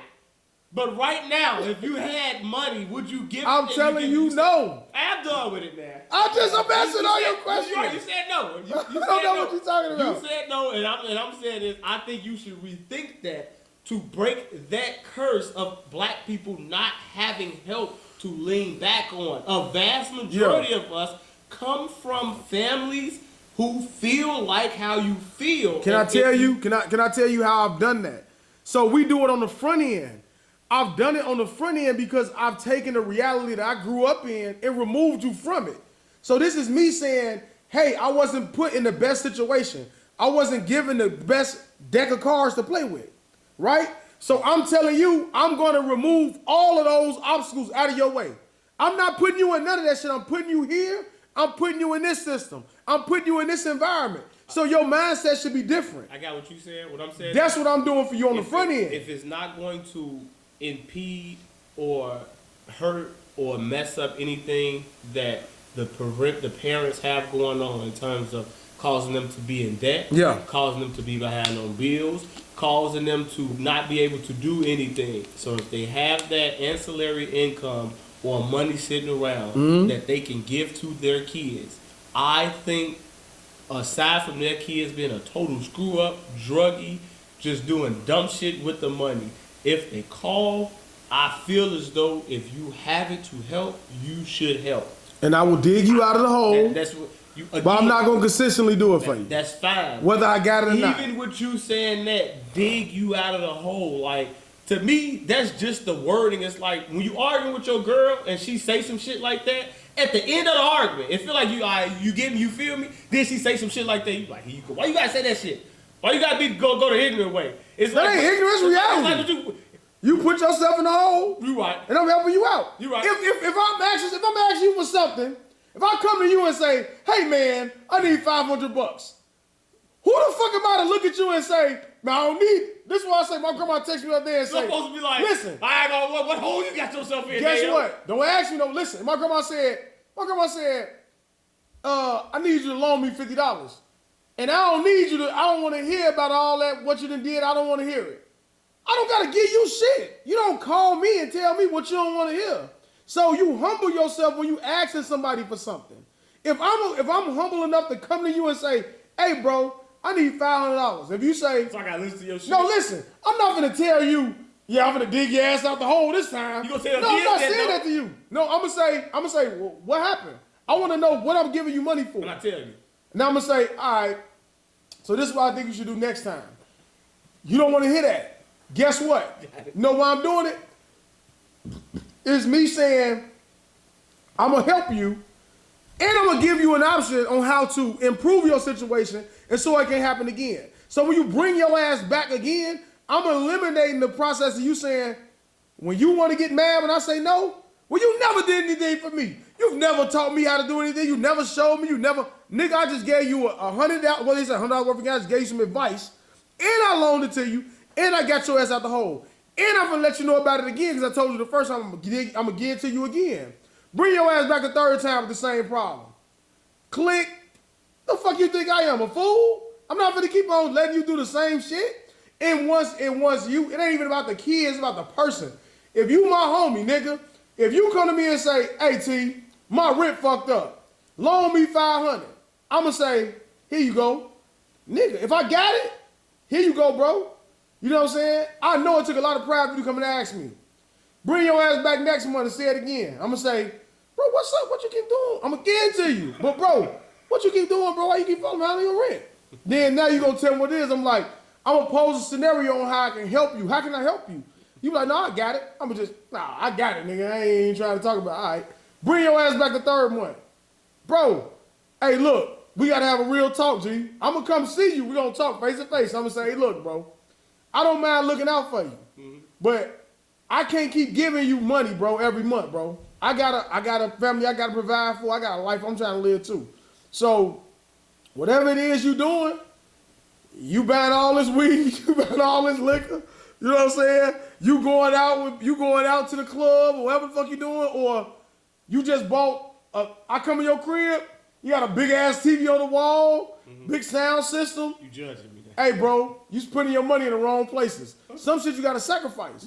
You know what I'm saying? So like, I don't think it's unfair for a person to tell somebody who keeps coming to them financially and then want to tell you, I ain't trying to hear your shit. Well, what is wrong with you? You don't get to keep on making bad choices. All I'm saying is, I feel you, G. I'm gonna look out for you. But what I'm saying is, from like I said, for me being a kid, yeah, you fucking keep coming back. No, because over the course, that's what you keep doing. Your pop's life. Right, from 18 to 33, You talking about all those years. You keep saying 3. Nigga, it's 3 in a year, maybe sometimes 3 in a month that as a child I need my parents' help. So that's why I'm asking you what I'm saying when I say break the curse and all that. I'm not talking about myself. I did it on the front end. I got it. But that's what I'm gonna tell you. So you're not breaking the curse because basically. How? Listen to me so we can move on from this. All right. I think this is good. You just said 3. The first time I got you. Don't be so literal, bro. Time, even if it's 6. Okay. If you not the same thing. Are you talking about 6 per year that your kids 6 to 7 times per year your kids come ask you for money? Not the same thing. Now if it's different, it could be different shit. Different shit. No, it could be different 6 shit. to 7 years from between when Lily turned 17 and started driving till she turned 27, her hands is gonna be in your pocket probably 10 times out the year. Is that okay? Will you give her money every time? Probably. That's all I was asking. Probably. But you're and again, you're making it seem like every single time she asks you for money, it's to get her nails done or some stupid shit or whatever. So now you gotta have this conversation. That's why I be asking you because I be on the phone with girls like, damn, I may want to take this trip, but I ain't gonna get paid this week, so I ain't gonna be able to pay my bill for this. Let me call my daddy and see if he can do this, or I have my father pay this, or my father paid my car insurance for the first 3 months that I or whatever or the next 3 months something. Just shit like that. Like you know why? And you know why they keep calling their father for help? I ain't talking about them women you talking about because I don't want to offend nobody. You know why they keep calling them? Why? Because they so dependent on it. They not independent. They not self-sufficient. They can't do the shit for themselves because they always know they got a crush they can fall back on. What if they can and they just call them? What if they can? Let's just all right. Just let your mind. So now my mindset is. Well, this woman, like I just said, I can pay it.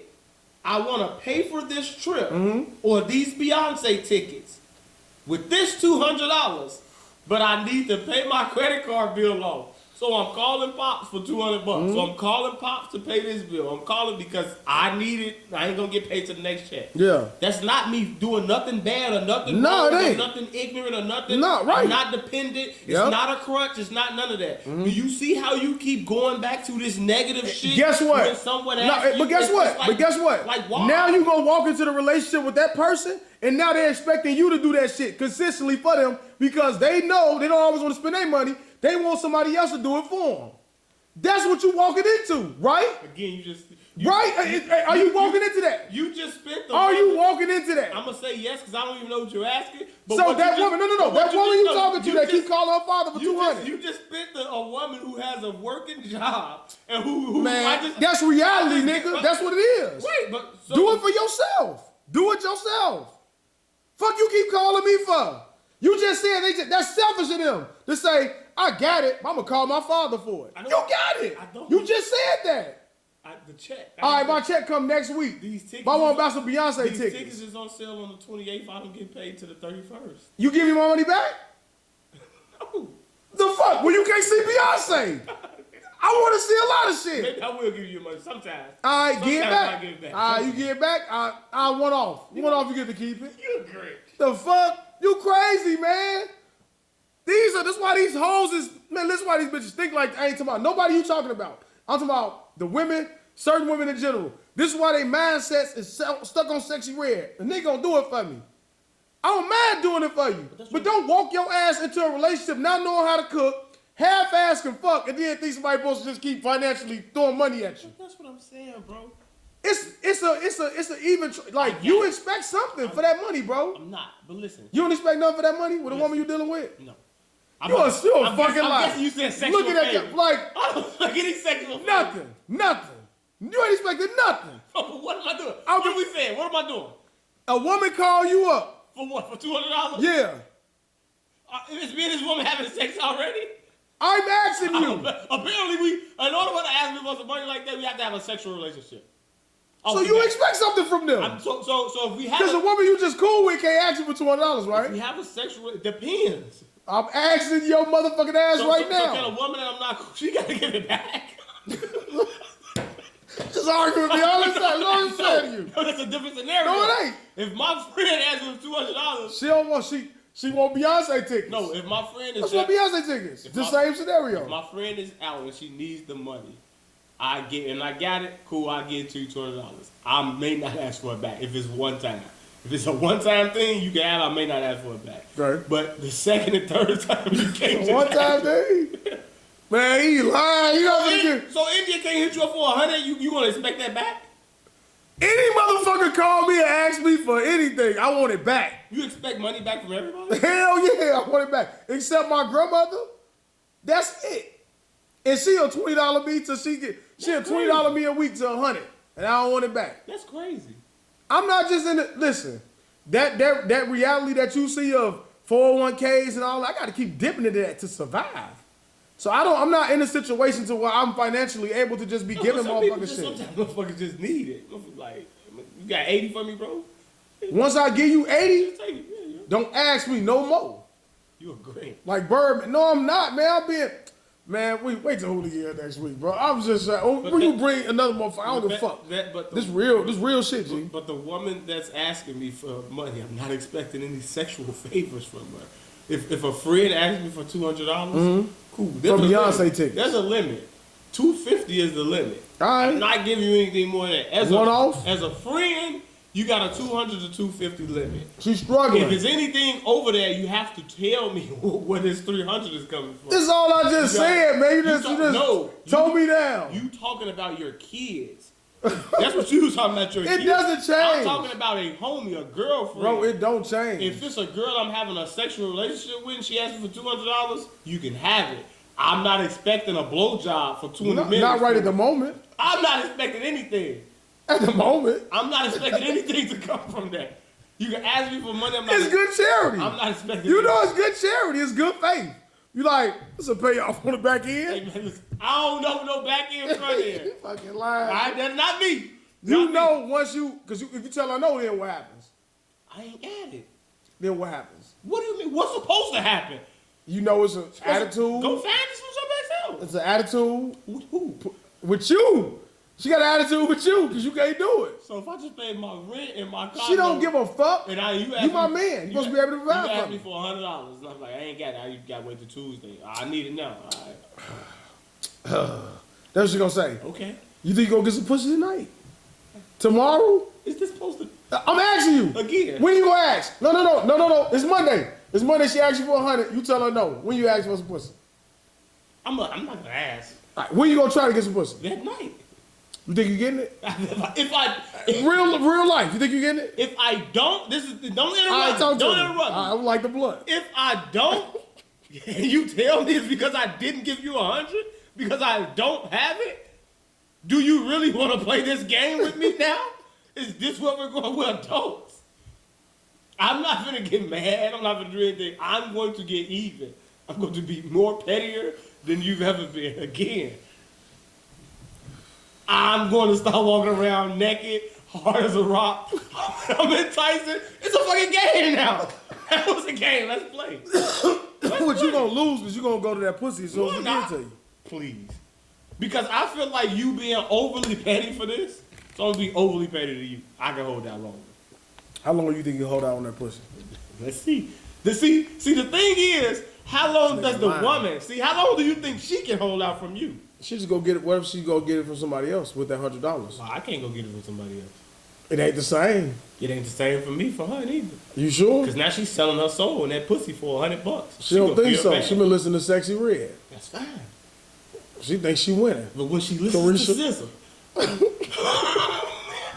and when the weekend comes on, what you think she's gonna be thinking about? So again, I don't sexualize things like you do, Dale. So I don't ask for money back in return or anything like that. You're a liar. A woman can ask me for money and I'll give it to her with no return. A friend, same thing, no return. I'm not talking about $50 bottle. I just told you, bro. And I want that back. $250. Up to $250. Bro, I'm not giving you $250 or nothing. Up to $250. For nothing. Up to $250, I'll give a friend some. Bro, if you ask me for $250 and I give it to you and I don't ask for it back, I'm mad about it. You better not ask me again. I'm your homie. Don't ask me again. I got you. I gave it to you the first time. I feel like you would be on some motherfucker. You give them for 100, you want it back. Yeah, I want money back because I need my money. $100 matter. I got you, bro. That's for anybody. That's fucked But if up. I'm in a position to where like I'm able to just give motherfucker shit, I can give you 100 and be like, all right, cool, nigga must really need it. I didn't get now. My cousin say, loan me $90 and didn't pay me back. But I'm speaking. I ain't say shit. I'm speaking from all of this with you in the position to do it. Like, I'm never speaking on things for a person who needs their money. I told you I'm gonna do it and dig you out the hole. Because you answering these questions, I feel like from a position of a person who needs their money and does not have money. That's why I said people who put themselves in positions to do these things and they have money. So just like you, I know people who don't do the right things with their money and are always broke, living check to check. But I also know people who do the right things with their money, and come time for when it's for birthdays and different shit like that, they got a lot of money to blow because they do what they supposed to do with their money. So they got money for their kids and shit like that. So it's two different worlds out there for people who you can see. There's some girls who every time Beyonce come to town, they there. It's some people who they go into Beyonce, Future, Lil Baby, Lil Durk, all the motherfucking concerts that's coming to Chicago, and ain't nothing gonna stop. And then for Christmas, you gonna see a hellified Christmas for their kids. Like, there's some people who prepare and set their that's a sacrifice. Like that. And we do that. So that made me say, like, so I may say, so for me, it would be shoes. Just your words.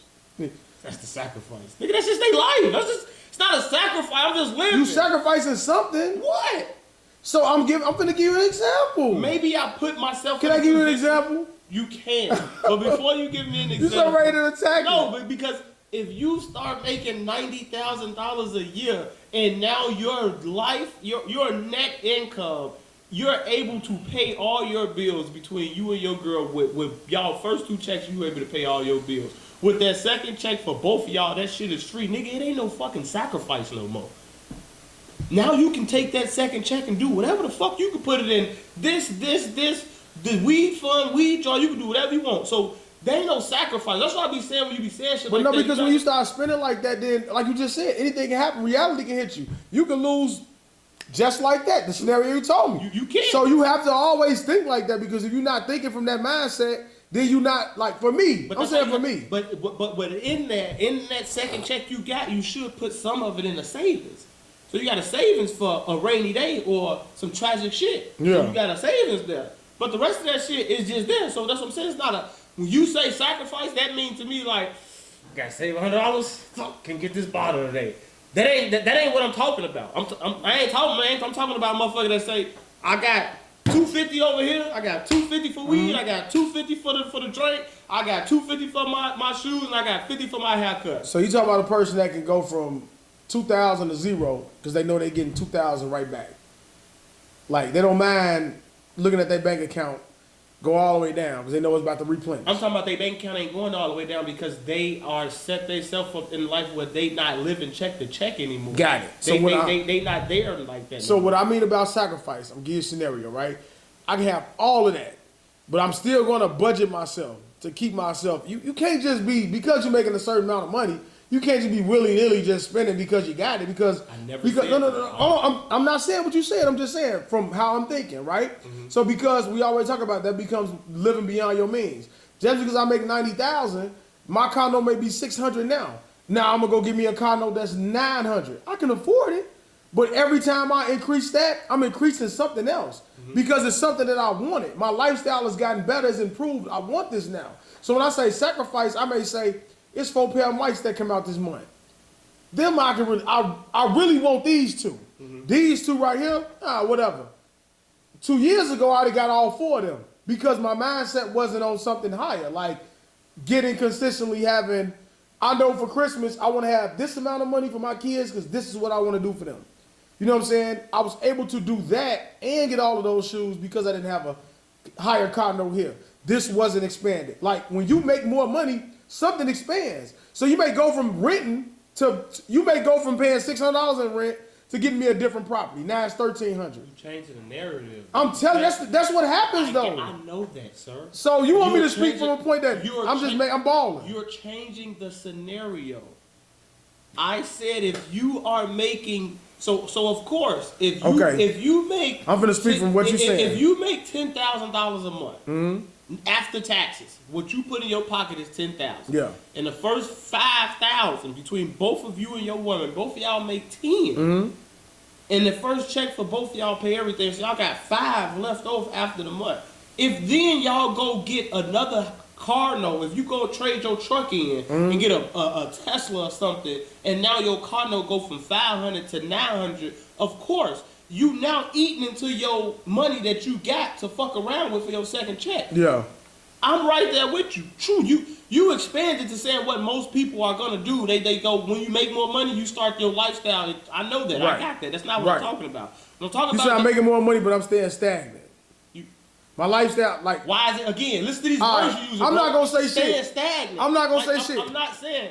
Go ahead. You making your money. Right. You making your 90,000. You went and got you a crib that you wanted. You went and got the car that you wanted. So even after your new crib, I'm still your up new 5,000 car, a month. You still at 5,000 a month. There is no sacrifice you have to make. That's all I'm saying. Now you putting your money away. You putting 1,000 in savings. You putting 1,000 in this bank account. You putting 1,000 in this. You putting 1,000 there. You putting 1,000 there.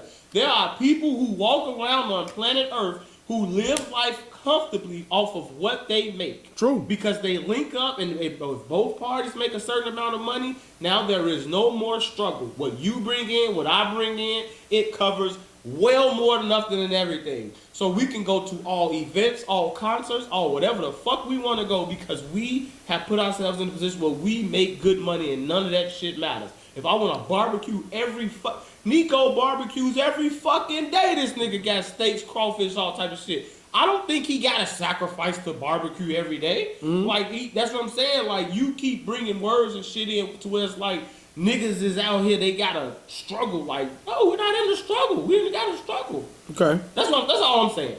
And I get what you saying, and I'm in agreement with everything you saying. But I'm saying, stop going to the scenario where you get to the end of the road on the back end. You keep talking about the front end, but when I give you scenarios, you go all the way to the back end to where shit start to go left. Well, all right, well, you thought you had this money, then this happened and that happened. Like, nah, nigga, we good. Because in reality, nigga, like what I'm saying is, But that's some people's reality. if Nico was still here, that reality would be different. Because whatever he's paying now ain't what he paying here. So when I'm talking about financial differences and I'm talking about lifestyle changes, if I take this and I translate it to another, I take where I'm at now and go to Vegas. It's different. I'm making what I'm making here now, and I'm living in Vegas. I can do all of that shit. It's a different scenario. I'm putting myself in a different realm. But I also said, if I had that 5K, Both of y'all make 100,000, you can do that here. if I had that 5K, yes, I can give it to you. But I'm still telling you, after the second time, nigga, I'm not a burden. Don't be a burden on me. That's me. I'm telling that to anybody. I'm telling that to my grandma. Because that's just a reality. And it could be, maybe it's the way that I was raised. Maybe it's the way that I was, it's a mindset with me. You know what I'm saying? Or because I've had to experience things. I got to do shit for my family on my own. Ain't no motherfucker helping me do nothing. You sound like most black people. So maybe I'm bitter. It's not. Maybe I'm bitter. We all are. But why am I who is anybody to tell me that I'm supposed to see, turn the other cheek, see the bright side of things? Well, they didn't do it to you, you be different. I am gonna be different. But I'm also not gonna allow my kids to grow up and think that shit is sweet. Because what happens when something happens to me? Now they can no longer go to their father for that money. So now what they gonna do? Now they don't know what to do because they was always dependent on me to give it to them. That's what happens, G. I got it. I'm gone now. I hear what you're saying, but So where's the responsibility that's been taught to them? why don't you think? Because now I lost that source of income. It's like getting unemployment. It's gone now. So because you help Link. No, but listen to Take Link from a nigga. And they act like their life is over. They was only getting 150 in Link. They took my Link talking card. about a certain segment of people. It's extra income, bro. Listen to You me. talking about white people. No, I'm not. Them the motherfuckers with that money you talking about. So this is what I say to you. So if your daughters start asking, so the way you raise your daughters, do you feel like they will be solely dependent upon you if you start to help them out? Like, what do you like? If No. you, just because, And that ain't what I'm saying. You said if you helping your daughters out 10 times out the year, and now you get into a catastrophic accident, you can no longer help them out. You're saying now what are they gonna do? Now I'm not talking about your daughters. Yeah. So let's remove this from your daughters. Yeah. And put this on regular women. What are they gonna do? The way that you and Hoolie Tell me think- what they gonna do. I'm gonna tell you. The way that you and Hoolie think with women who have fathers that's helping them, now they gotta go sell some pussy and some ass. That's not what I'm Yes, saying. it is. No. Now they gotta go do that because there's no way. I'm not saying there's that. no That's not way. what I'm saying. Listen, So- what I'm saying, they're gonna fall on such hard times that they're gonna be like, I don't know what to do here. So they may get in bad debt, make bad decisions, financial decisions. Why they can't? Now I'm gonna get You don't think they're gonna figure out how to get out of it? They gonna figure it out. They gonna sink or swim. Most people can't figure it out. You know what they end up doing? Getting their car repossessed, getting in bad debt, get bad credit. That's what happened to us, nigga. That's what happens to a lot of us, American way. Yeah, fuck your credit up. Or whatever. It'll fall off in 7 years. Fuck it up in between 18 to 30 and fix it between 30 and 40 and try to live 50 to 60 before you die. So guess what she done now? She got out the hole, but she created a bigger hole for herself on the back end. So you compound problems. I fix one problem to create another problem. I say this shit all the time, bro. That's all people do. You be like, oh, I put this fire out, but I started one over here. Now I'm gonna put this one out, now I started one over here.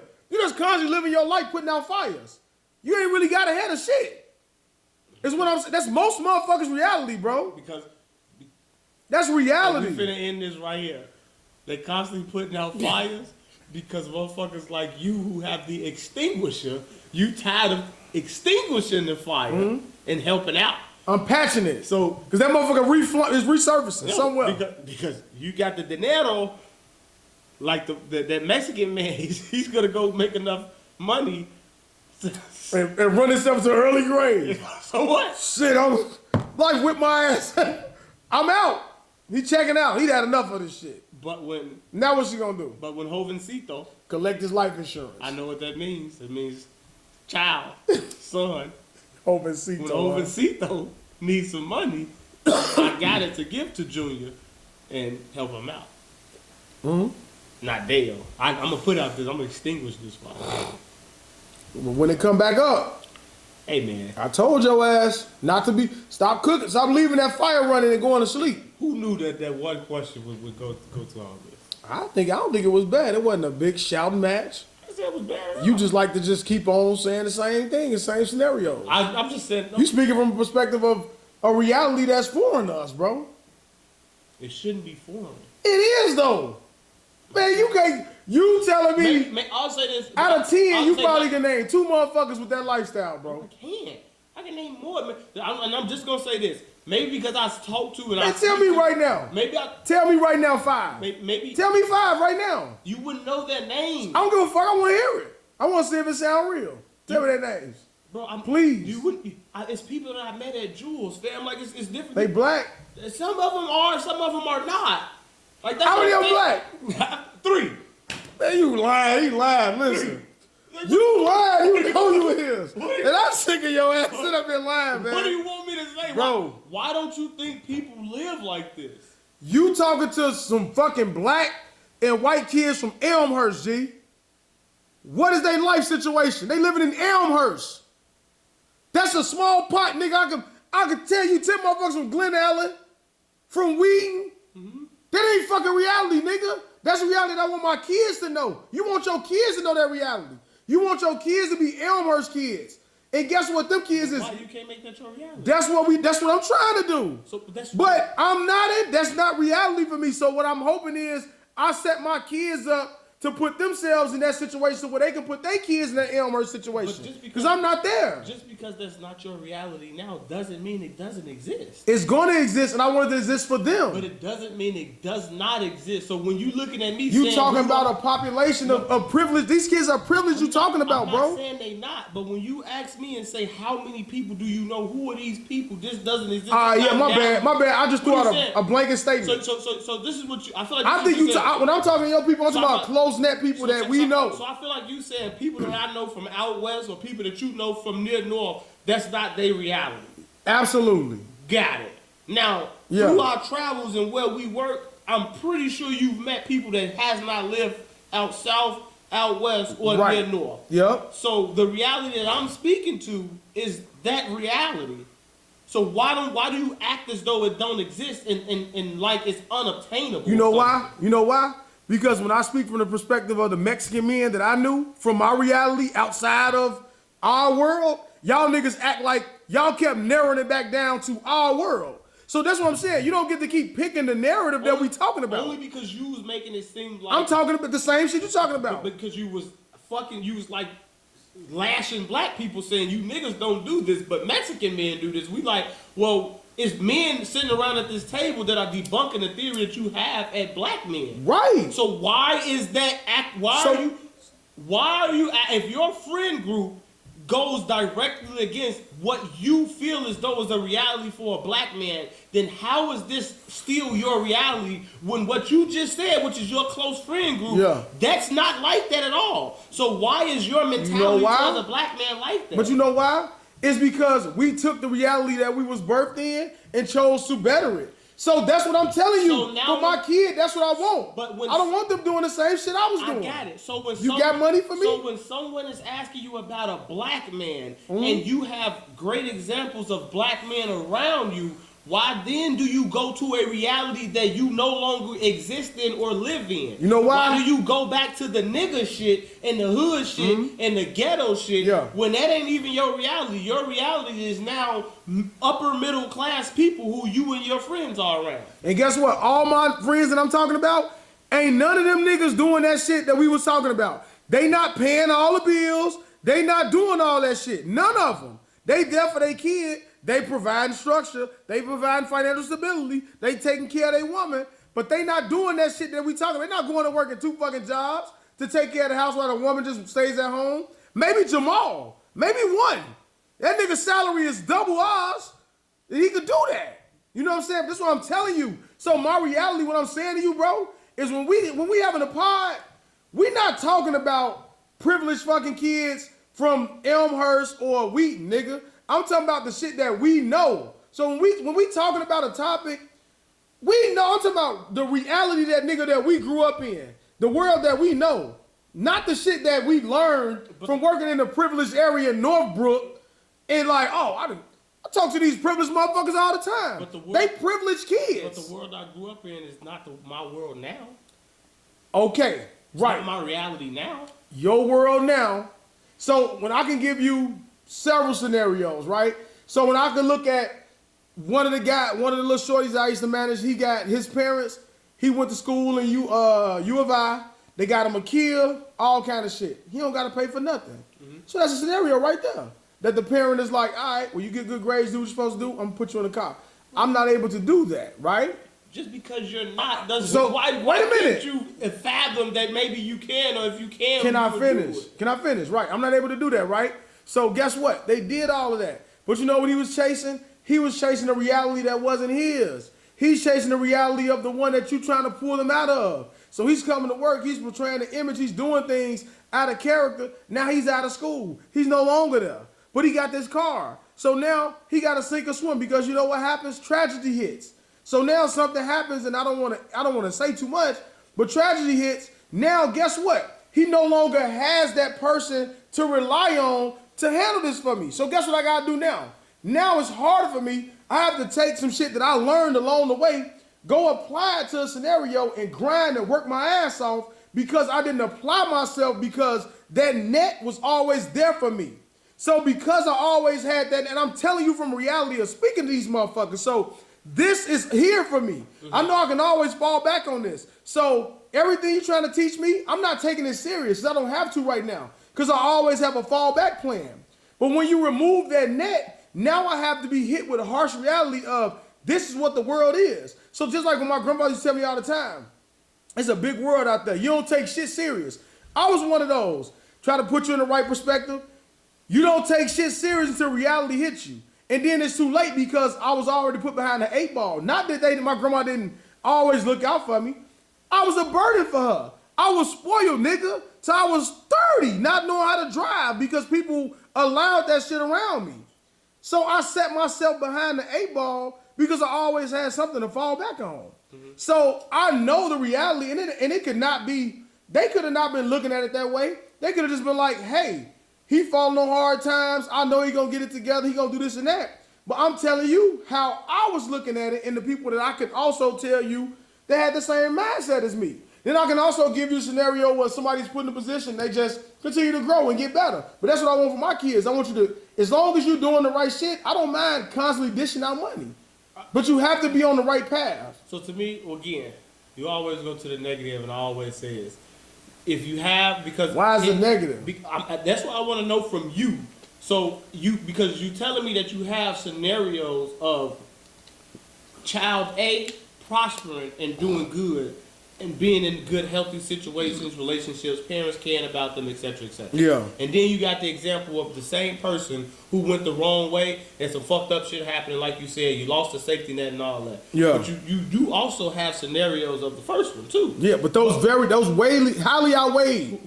So if I got a small, I'm not gonna talk. If I got a 70% over 30, I'm not gonna talk about the 30. Why not? It doesn't matter. We all know because that's what you're gonna do. No, but we all know that negative and bad shit happens, and it's in all black people's lives. We know that. Everybody. So when you're talking about successes and successful black people, and why is it that you always got to drug up the bad and the negative and the ignorant and the nigga shit to put it to certain scenarios when we only talking about prosperous shit? Or yeah, but I don't think that's ignorant, bro. I don't think that's ignorant. If you bringing up the bad scenarios, if you're talking about giving your kids $1,000 and you say, well, I wouldn't give my kid $1,000. Not saying you said this, but yeah. I wouldn't give my kid $1,000. They'll just go buy some weed, some liquor, and try to go buy a gun or do this, and like.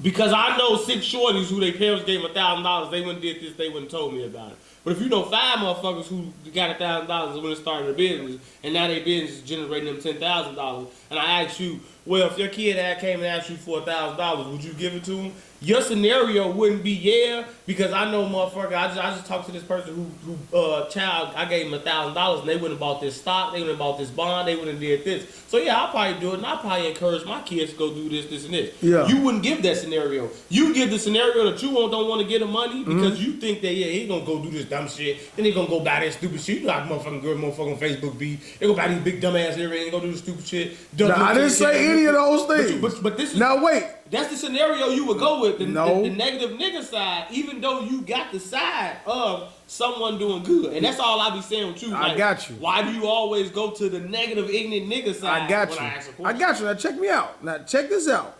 Because I'm here with you. This episode. I know we know ignorant niggas. No, listen. Now you said, would I give it to my child? I said, absolutely. You can't be a burden. Guess what, though? If I give my child that $1,000, now let's say if you asked that motherfucking question that way 40 minutes ago, this how this would have went. You gave your kid $1,000. Let's say he invested it in something. Look into him. He invested in something. Guess what? He's not coming back another time for $1,000 because he's already started his investment. He's grown from that. No. I didn't say he invested something. I said you just said that right now. No, I said you have 5 scenarios of kids who got $1,000 and they invested. You got that in your mind, and you got 5 scenarios of kids who you've met in your everyday life who have done fuckery with that $1,000. I never asked you what your I said I'm gonna give them $1,000. Wait, you just said because they're gonna invest in something. I didn't ask you. No, I said I'm gonna give it to them the first time. They can't keep coming back. Remember, we go back. I said they can't come 3 times. What I said is, when I pose you that question, would you give your kids $1,000? You would say no. From a position of financial gain, I got stability. I'ma do it. I'ma do it. Your answer off rip, if I asked you that, would be no, and you would give me the fuckery reason. Yeah. And what I'm saying is, even though you know the good 5 things, your answer will always be the fuckery. I understand why, but on certain things, I don't understand why it's always the fuckery answer when you yourself have scenarios of people doing certain things in a good way. That's all. I wouldn't give you that answer 5 out of 5 because that's an even percentage. That's an even. I told you, because that's you're not gonna get this shit by me because you're not gonna go back and say, hear yourself. Listen, I'm here myself. So 50-50. Now we throwing this a toss up. So I can talk about either one. But I just sat here and told you several times the negative outweighs the good on my end. So if it's 7 motherfuckers that done went and bought guns and weed, and I know 3 that done invested, I'm gonna talk about the 7 because that's more of my reality. Because it's I know this is more common to me than that small percentage. But that's why I would talk about it. I'll ask you this. You live in the suburbs, so that's not your reality. Your reality is the people who you talking to now who are saying that their kids are invested in this and you're seeing that this is invested. So They not saying that. I'm just saying if they are. But they not. But wait, I'm just saying that they are. So just because you live in Wheaton and then you have to go back and work in fucking Lombard with idiots. Yeah. That ain't your fucking reality when you go back home. Lombard or out west ain't your reality. Right. Villa ain't your reality. Right. Your reality, nigga, is where you live at now. That's your reality. Where you and your kids can walk down. This is your world. Right. Out west ain't your world. That ain't my fucking world no more. Which is why I feel and say what I say. No. I don't know them. No. We're not talking about their kids. You don't I don't know those 7 fucking kids either. You just work with these idiot motherfuckers who they tell you this ignorant shit they do every day. No, the 7 I'm still talking about is the reality of my past. The reality of my current situation. It's not that. It's still foreign to me. I don't know it. So go out and get to know it. All right, I'm gonna go talk to my neighbors. Let's go. I'm learn neighborhood. Yeah, cool. And I can tell you, my neighbor, he got 3 kids. 2 good, 1 bad. It's just life. This is what I'm saying. Hey man, whatever. Somebody's gonna be a fuck up along the way. They all not gonna be perfect. We look into my house. You're like, what is happening here? I don't know, man. You know what I'm saying? What do we got before we get out of here? We haven't talked about anything. I don't know. We ain't got this. We ain't got to talk about shit. Talking about this. This is a good pod. Why ask this question? So I was standing in Walgreens and I looked to the right and there was a whole rack of magazines. So again, I think this is a good question to ask you with this because you stuck in fucking one way mode. So I was saying like, oh my God. As certain people close themselves off from a lot of different things, it's a lot of shit that goes on in the world. Right. So you looking at it like, who still reads magazines? There's a lot of them there. Essence, all these different type of magazines out there. And I'd say it's magazines, it's books, it's all type of shit. So, and I start to put it into like world. So I'm not involved in the magazine, newspaper, inquiry world. I don't think that's a big thing in Chicago. Maybe it's a big thing in New York and other places, LA and things like that. Okay. So I was thinking to myself, like, I feel like if we're I'm part of like a wrestling community world. I'm part of the gaming world. I'm part of the Marvel comics world, comic book movie world, you know. Maybe I'll say black cinema TV, shit like that. I don't do the Tubi shit, but, you know, but it's certain... Sidebar, I've been seeing a couple niggas.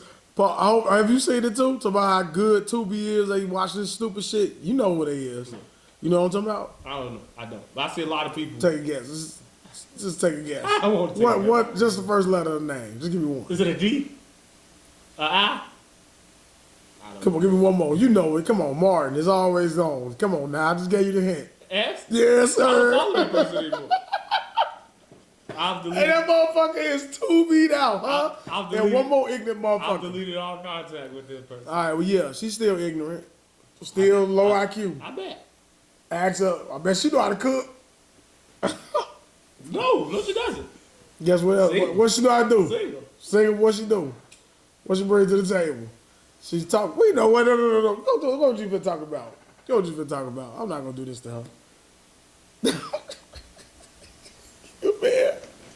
All I was gonna say is, what other world would you like to be a part of or experience? That's all. That you're not currently a part of. Do you wish that like you could, like I say, one of the things I always, that if I had the time to get into, I would want to get more into like nature and shit like that. Like, what do ants do when it rains and like unexpected rain, or like if not rain, like motherfuckers just walk outside and throw a bucket of water in the grass. Like, they not expecting that. So like, what happens to the little bugs and shit like that? Because I went outside, took a piss, and I pissed in some rocks. And all the little bugs that flew up out of there, you're like, oh shit, I fucked up their little whole little, whatever they got going on. So it's like, I would love to sit down and smoke a blunt and be like, well, like, what do squirrels do? What do birds do when it starts thunderstorm? Like, of course they go hide, but like, what happens if they get caught in that shit? Like, do they die? Can they make it out? Like, where do they go? Like that thunderstorm that happened last night. Like, what the fuck happens to squirrels when they can't get back to that tree and they fucking stuck in the parking lot with nothing around them to get on top? Like, the fuck is just what they just sit there, go in the corner, yeah, just like, what get pelted. Get pelted. You're like, God damn that. Maybe you should look that up on YouTube. Wind whipping squirrel's ass. Just whipping his ass all up against that fucking wall. Let me get a water. God damn it. Motherfucker. Mia would be, am I saying it right? Astrology? What's the sky shit? That's Astronomy? astrology is space. Astrology. Yeah, that's what I want to do. So you would get. I'm into that shit. You would dig into that. Yes, absolutely. I love that shit. Anything else? What's top 3? Mine would be nature, like wildlife, animal shit. I'm very interested in like would it be animals, and then would it be like nature, like those places where it's like big holes in the fucking ground and stuff like that? In some places, like I want to go see where those two oceans that hit, but they don't intersect, like the waters meet, but they don't go into one of each other. It's like something like in Amazon, something like that. Okay. I want to see shit like that. Like I'm interested in shit like that, like just those wonders of the world where you go and you're like, damn, this shit is here. I want to go see Grand Canyon and shit like that. And the other one will probably be, I don't know, man. I don't know about that. Maybe some car shit, like like people that own Jeep. Question. They be like in Jeep cars. Like, would you ever get into like a car club, a Durango nut job club? Where it be like motherfuckers that own. Only car I know is like them big ass Jeeps, big dumb ass tires. Yeah. They got like a little club where they just all be riding around, motherfuckers on motorcycles. They all got car. Well, like would it be like the Dodge Club and all that kind of shit? No, I ain't talking about like the Chevy, because that's like everybody got a Chevy. No, I got you. I know what you mean. I've just seen it a lot of times. Nah, I don't want to get into that shit. Nah, mine would be the space shit, ocean, water, underwater shit. Yeah, I want to see that type of shit. And I want to know if those big ass fish. I used to watch that shit, Shark Channel and all that shit. See them sharks and whales fight. I used to watch all that shit. All that, damn, it was one more, because it wouldn't be like nature. It would be like maybe like touring. Like I got so many things that I like to see, like China, Japan. Like you see these things, like these walls and like how the cities are, like places that I know I'd never go, but I would love to like see it. Like I was just looking at some shit on YouTube. And you follow those pages on Instagram? Like not really. That's what I'm saying. I say some shit like on YouTube. I was just scrolling. It was like walking tour of Brooklyn.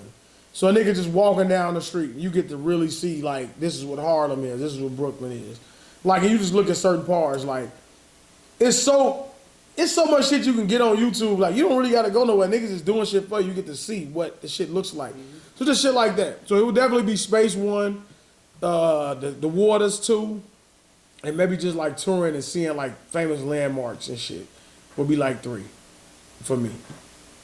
If I can get into that type of shit. I always want to do that. Well, I didn't know we were gonna take all day on that first topic, but the Beyonce concert, man, did you see it through people's snaps? We go quick. No. What did you think of it? You didn't see it? I saw a couple. I guess it looked like a great show. Of course, I think Beyonce always gonna deliver a great show. I see people had a good time. Mm-hmm. Honestly, I probably would have a good time at a Beyonce concert. Seeing that, how could you not? Seeing that event and seeing that I missed it makes me look at the mortality of certain people who you're a fan of and wanting to experience that and have that memory. And I say that to say just being on Instagram looking at things like with Stone Cold, and my shit is always like with wrestling. In certain moments that I can remember sitting at home being so excited, but it's nothing like since I've been to one of them events. Mm-hmm. Being in that event, like even when I went to that preseason football game, like I'll never forget when we all watching this quarterback do this dumb shit, and you literally feel everybody who knows something about football, we all watch it like it's like a collective sigh. So when you hit it, the announcer's like a collective gasp is when when Kobe hit a shot or something, you like, mm-hmm. I want to see that. So I just be looking like, man. Even though I'm not the biggest Beyonce fan, I wouldn't even know none of the songs. Like, I want to start to experience some of these things and events like the Usher shit. Like, just to, not on some, just to say I did that shit, but like I said, just to see it like LeBron finna retire. Who knows, knock on wood, hope he don't, he can go have a freak fucking accident like Kobe did. Like his son. Yeah, or like when Kobe tore his Achilles. Nobody knew he probably had another 2 years left. Now he gone, he done. Mm-hmm. Can't see him no more. The Rock was only wrestling for 5 years, and now you can't see him no more. Roman, like Brock, all these niggas is finna leave. So it's like it's certain shit. That was only 5 years? His career was 5 years. Stone Cold shit in WWE was like 6 years. That's crazy. It was a crazy fight though. And this is what I say. And I was just gonna go to that because I was WrestleMania 13. Mm-hmm. I don't remember Rocky Maivia, but I definitely remember like I was the biggest Bret Hart fan, and everybody in that bitch was rooting for Stone Cold, and I'm just screaming, yelling for Bret, and seeing Stone Cold come out and seeing that moment and going back and watching it on TV. You like I was there. I witnessed that. And that's why I just told you, speaking of wrestling, we talked about Survivor Series coming in November. I definitely go. We definitely go. I'm calling Jamal because I'm telling you, no matter what, this is it. So, Tribal Chief, Bianca Belair, Usos, I gotta see them. It would have hopefully that I get to see. I've never saw Brock, and hopefully, you never know. No, Brock wasn't there. We never seen Brock. It was John Cena. It was Cena, but we made Rock interacting with one of the motherfuckers on Twitter. He may get a Rock. But just to know that. What if it's Roman Reigns versus The Rock? That's Survivor Series. That's not gonna happen because they're gonna do the championship. I understand it, but like, what would you like? It would be good. So you think it's gonna be Roman versus Seth? I wouldn't probably, or maybe Finn Balor. But I wouldn't want to see that because The Rock old. So I'm not in like he old, and I don't like the way Roman wrestles. But going back to this, it's like. When you see... You gonna disrespect the Tribal Chief? The moment, I would be there for the moment. The actual action in the ring, I wouldn't be a fan of it. Yeah, it's the moment. Because it's... Right, so for the moment, sure. But for the match, no. It's gonna be a terrible match. I wouldn't want to see that. No, I don't think it's bad. I wouldn't want to see it. The Rock old as fuck, bro. He's not gonna be doing nothing. He's not gonna be taking no hits. He's not gonna be doing none of that shit. It's gonna be what that shit was with Cody Rhodes. A bunch of looking around and the whole crowd feeling in the moment like, yeah, nah, that shit ain't gonna be that. That's it. What the fuck you want to see The Rock doing? I didn't want to see Stone Cold and Kevin Owens. Like, I don't want to see that. You think that was a bad match? I don't want to see it. Do you think that was bad? And it's going into this. No, I did not think it was bad. Okay. But I don't want to see it. And I'm saying this to say, with Beyonce, who has been performing for years, there's people who you can probably talk to who went to Beyonce's Destiny Child, first iteration, second iteration, Beyonce on her own, Beyonce with Jay-Z, and now you go see Beyonce when she is fucking a god, and you see her set, and you see all that different type of shit, like, so, and I was gonna say, like, Dirt, we missed Dirt, looking at Dirt when he was Chicago OTF Dirt, then it was, got a little buzz, now he the man right now. So now if you don't see Dirt right now when he the man, when the show look a certain type of way, then you're going to have to see him on the back end when you're going to do other shows. So it's like, it's different shit. And as you get older and you start to put certain things in perspective, it's like, man, I don't want to miss out for some of these moments and things like that could happen, to see some of these things or some of these people who out there. Never got to see Shaq, never got to see Kobe. You see him on TV, but it's different being there actually seeing the shit. Like, if Soldier Field get demolished tomorrow, you've never been to a Bears game and seen this shit. Yeah, we did. Well, we did, but I'm saying, you know what I'm saying. Right, I got it. But so like we went, Cash Money. Like if they came back. Because that's for me. I got it. If they did, when BG get out, they do a Cash Money tour reunion, I want to go. They could be washed, I'm going to go. Okay. But I also was at the Cash Money Rough Riders, so I got to see them at their prime, and I see them on the back end. But that's just more so for me for the moment. Anybody now? Chris Brown, Lil Baby, Moneybagg? No, it'd be Dirk, but I wouldn't go to them Cardi. concerts. Dirk, that's it. Is it? Yeah. But it's just be too much. You wouldn't want to see Cardi? I would love to go see a Cardi performance this year. I go to see the Shake Her Ass. In this run that she has, like with all her hits, like the energy that's around her. I just want to see her shake her ass. I get it. I'm not going there to enjoy her music. I get it. Even though she has some decent music. I'm just being honest. Okay.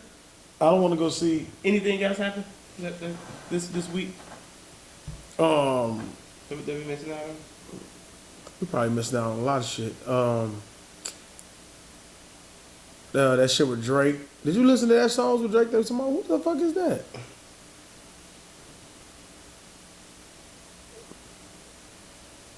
What's going on now?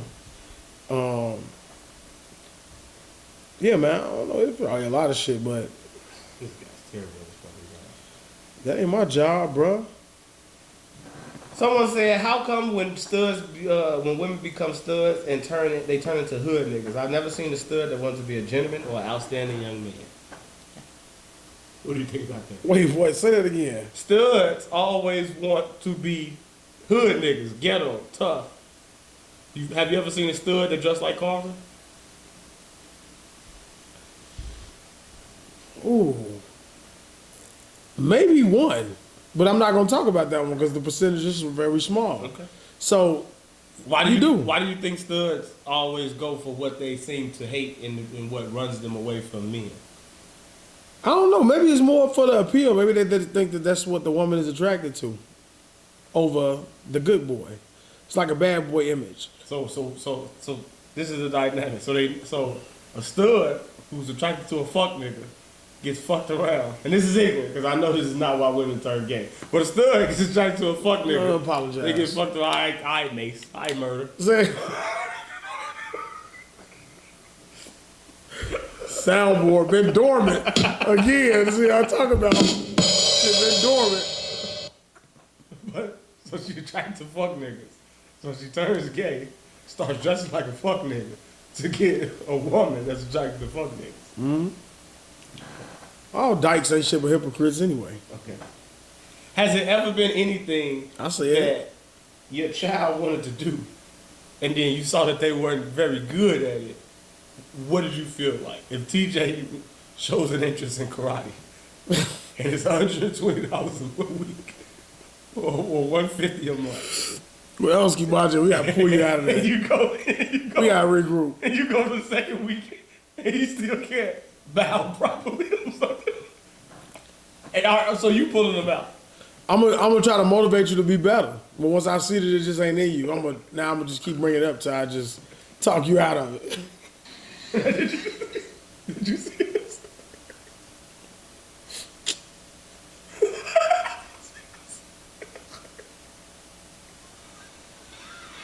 Oh, that's terrible. We gotta go.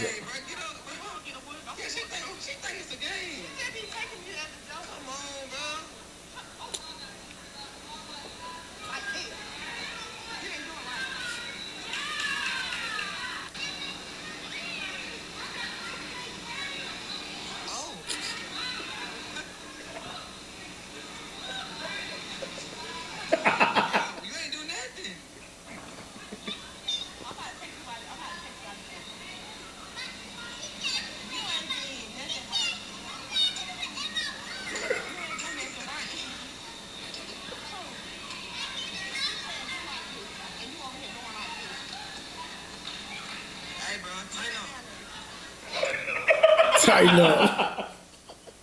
What would you do in that scenario? I would probably try to teach her. You want TJ to be a basketball and a baseball player so bad. So bad.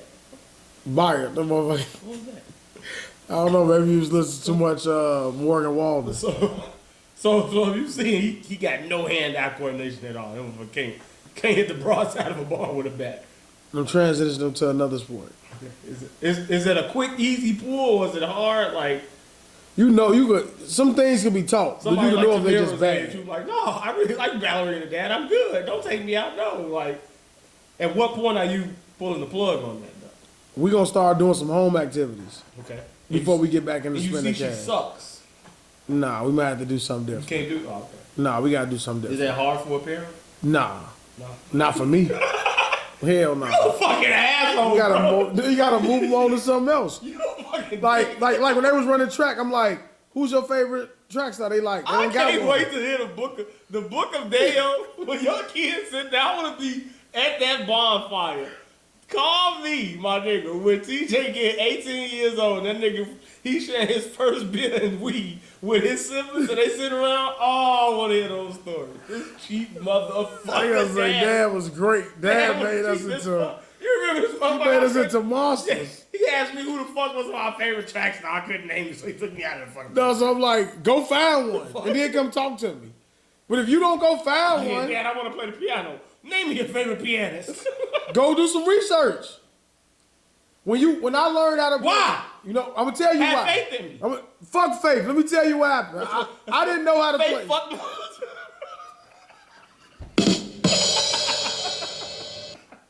I didn't know how to do it. So I had to go teach myself how to do it. I had to teach myself the game.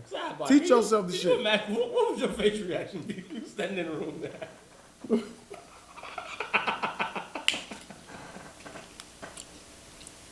Find me in the crowd, goddammit. Oh man. Like stunned. But yeah, man. Nah, man. You can't just keep co-signing fuckery. I'm doing a lot. Thank you, Marjorie. Oh, okay. That's all I got, man. That's it? That's it. Damn. Damn. It's your fucking fault. No, it's all good, man. I just got to go throw a couple more things in the soup in the book bag, and then I'm good to go. So what would Daeo be doing at this point in time, man? What, on my vacation? Yeah, this episode's gonna come out Monday. What is this guy's gonna be doing on Monday? I'll probably be on the beach or in the pool. I'm gonna try to make sure that I'm having a lot of drinks so I can have myself a good time. I've told myself that I'm gonna unlock. That's interesting too. Yeah. You did. I saw it. Yeah. You called it. We knew that. I'm gonna unlock myself. I'm gonna try to unlock the buttoned up, more reserved, always like worried about an image version of myself, and really try to have a good time on this vacation. Pardon me. It'll be the first time I'm actually able to have a vacation and not have to think about work or have your brain clouded with other things other than actually just having a good time and having a vacation. Like I went out today just to try to get myself in the mindset of being around people. Like I really don't like being around people. Like I'm the type of motherfucker to go out to eat. I don't want to sit in a section that's crowded with people and shit. Like, but it may be unavoidable. And that's why I say, like, I promise you I'm going to try my best not to go on this vacation and be like, damn, why they so loud over there? Why this motherfucker next to me? Like, A stick in the mud. yeah, I'm not going to be that. I'm just going to, hey, look, do what the fuck you want to do over there. Leave me the fuck alone. But also realize I probably never see you motherfuckers ever again in my life. You probably won't see any shirtless videos of me. I'm not definitely having a blast like Hooli at the water park. Well, I asked Hooli about that, and his response was his shirt wasn't removed the entire time. I guess it was just for the trip back into the car to a certain area. But so I may go shirtless. I'm gonna try it the first day and see how I feel about it, and then go from there. But yeah, How you feel about what you mean about myself? It's all about me. I'm like, damn, I got some love handles and things that I'm ashamed of. You know what I'm saying? So I don't want to be releasing that to the public. It's all about me. It's not about what the fuck I think other people think about it. And that's why I got to get out of my own head. Once I'm able to say fuck it, like Hooli, then I think I'll be so much more happier in this world. I totally let that nigga bad shit go, man. Let the bad mojo go. Why ass nigga? There's just self-consciousness. Bad nigga shit, man. That's all your mind focus on, bad nigga shit. Mm-hmm. It's bad too, because it's a stigma that I really want to break. August 1st is National Girlfriend's Day. I just got that message. What will you be doing for it? I didn't know that was what it was. Just let you know. But what I'll be doing for We're is going to end this podcast with Daeo telling us, I'm putting it right there at minute 2:01. National Girlfriend Day. Daeo tells what he's going to do for National Girlfriend. She's gonna be in day 2 of a vacation, out the country, something that she hasn't done before. A lot of catering to her already. On that day specifically? On the entire trip, even though it's for me and my birthday, you have to do so. But it's her day in between your day. It's her day every day. First off, it's her day every day. Not gonna catch me slipping. Hold on. But yeah, you got to make sure that National Girlfriend, are you breakfast in bed? making sure that she, maybe I'll call room service Rubbing feet? if that's what she requires. What are you gonna do? What are you gonna do especially for her? You know this thing is coming. Nothing planned. Since you know it's coming, you gonna maybe book a massage that day. Well, now we on the spot, so I guess I really don't know. Throwing out ideas: book a massage, maybe a club date, Nah. breakfast on the beach. Maybe dinner on we the go. beach. Maybe we go out off the resort. Maybe like a little nice restaurant, fancy You can restaurant. call now. You can set that up in advance. Yeah, what y'all got to do on August 1st? You know what I'm Well, I saying? can't call right now. Maybe tomorrow I'll do a lot of reservations and things like that. But that's probably what I'm doing. I already said it. What? I didn't know it was National I Girlfriend just Day. told you to say it. You You know? don't like you too gung-ho to celebrate. Because I'm always celebrating. It ain't never about me. You know what I'm saying? That's the sacrifice. That ain't a poor choice of word either.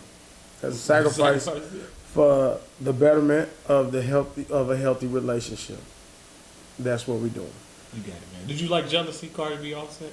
I did. Yeah. I think it's one of Cardi B's best verses that she's delivered. Okay. And I know you like to think that all she does is drop bangers, banger after banger, but this is one of her better verses. I think they got good chemistry. I think her verse is better than Offset's. I agree. You know what I'm saying? And a great beat selection, great video. I rewinded the part several times when she stuck her long tongue out. She's a You know, Steve A called Kim Kardashian a prostitute. I did not hear him say that, but I see I saw him He sleeveless. put it on Twitter. He been acting up since he got his new show. He said it's Kim Kardashian a prostitute and it's Kris Jenner what the fuck he say? Pimp. Pimp. A pimp. Then Patrick Beverly was like, you shouldn't say that, bro. She's a mother. He was like, it's a clerical error. My bad. Thank you for.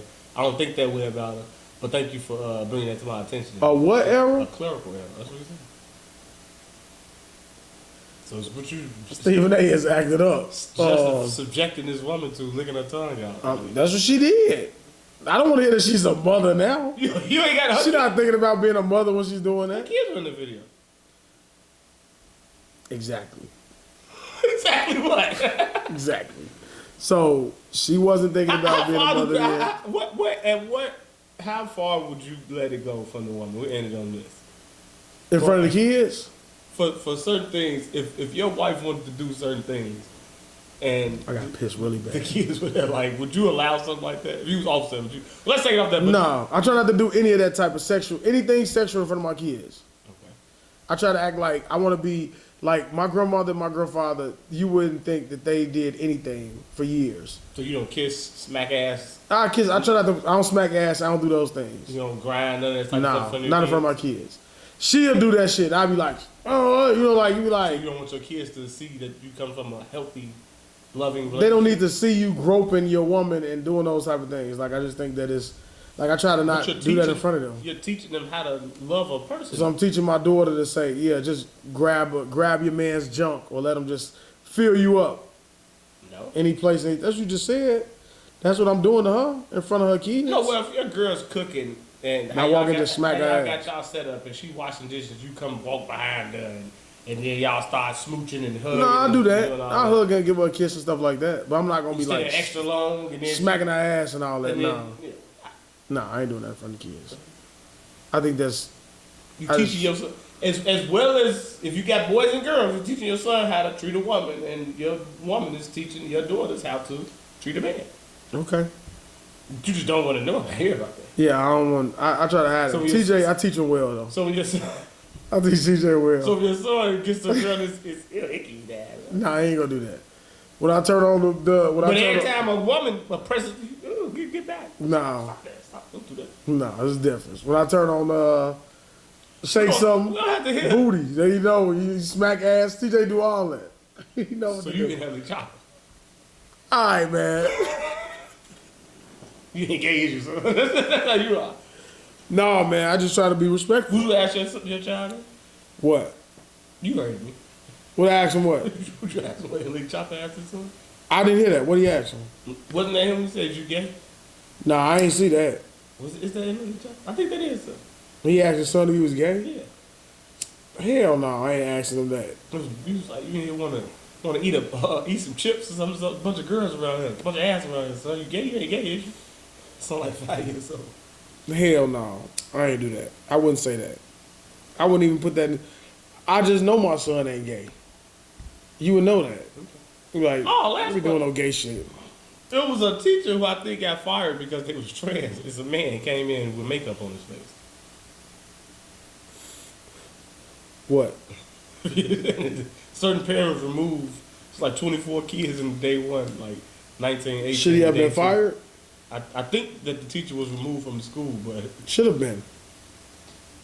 Should have been. What message are you sending here? Let me tell you, I got something for you. Like, I just been seeing this stuff. It's outrageous. Like, I don't know what Jess Hilarious said, but to see these men be outraged and say... Someone called her... Who's the academic? Yeah, but, I mean, she's not the most appealing woman. She looks damn good to me. She ain't the most appealing. That's what I'm saying, but she don't look like a fucking man. She don't. But for them to sit here and say, what are you mad about? Who mad about what? These transgender men are mad at women who feel like they should be categorized as, they shouldn't be like categorized as women or something like that, I think. Like, what are you mad about? You're not a woman. So this is what I'm saying, bro. We don't get to always sit up here and be so sensitive to women and how women feel and things like that, but then we got to be insensitive to it now because they're transgenders. You're a transgender. You're not a fucking woman. So you don't get to come and take the title of a woman. What are you even arguing about? I see motherfuckers, yeah, I went through the operation, and you don't get to tell me, call yourself whatever the fuck you want. You don't get to tell me to call you. I don't have to call you a woman. You're not her. Then you're not allowed to make her feel less of herself because you want to be what she is. She say you don't got a pussy, you don't got one. She's got one. The fuck? But they go through the process of getting one. So what? You still a man. You ain't no fucking woman. You got a vagina now. You are a transgender.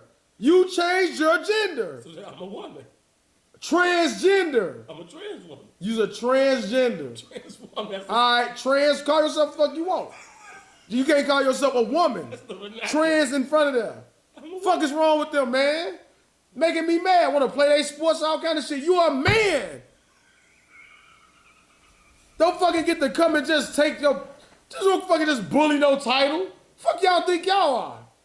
You don't get to do that shit, bro. So if a man comes dressed, Making me mad. comes dressed with like a skirt, got makeup on his face, and is trying to teach your kid about biology. Man, get your ass on out of here, dude.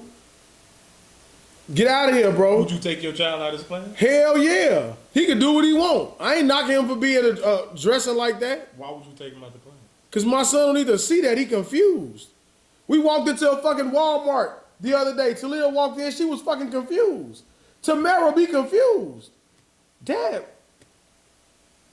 what was that at the register? Why you doing this shit? These little ass kids, they fucking growing up looking at this shit like, what am I looking at right now? Like, reality. It is reality. All right, whose reality is that? Yeah, exactly. Ain't my reality, motherfucking right. Is that your reality? It ain't your reality. You just talking about your fucking reality and their worse. Is that your reality? You got your nieces and nephews. You gonna sit there? They know. Better yet, they can know. I don't give a fuck what they know. You ain't finna sit up here and teach them. I'm not. But it's there. That motherfucker ain't finna walk in that motherfucker and do it. I ain't gonna say. I'm gonna say it. Fuck this. Motherfucker sitting across. Right. No, keep doing that. Episode 126 of the Straight Hands Only Podcast. I am dblock. To my left is God damn. Oh, this has been a great episode. Transfer application. What you doing? You're fired. Daeo, do the roll for us one time.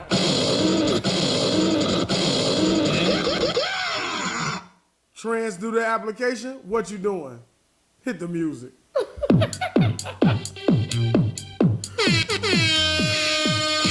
Fucking woman. Dude. Awkward. Excuse me.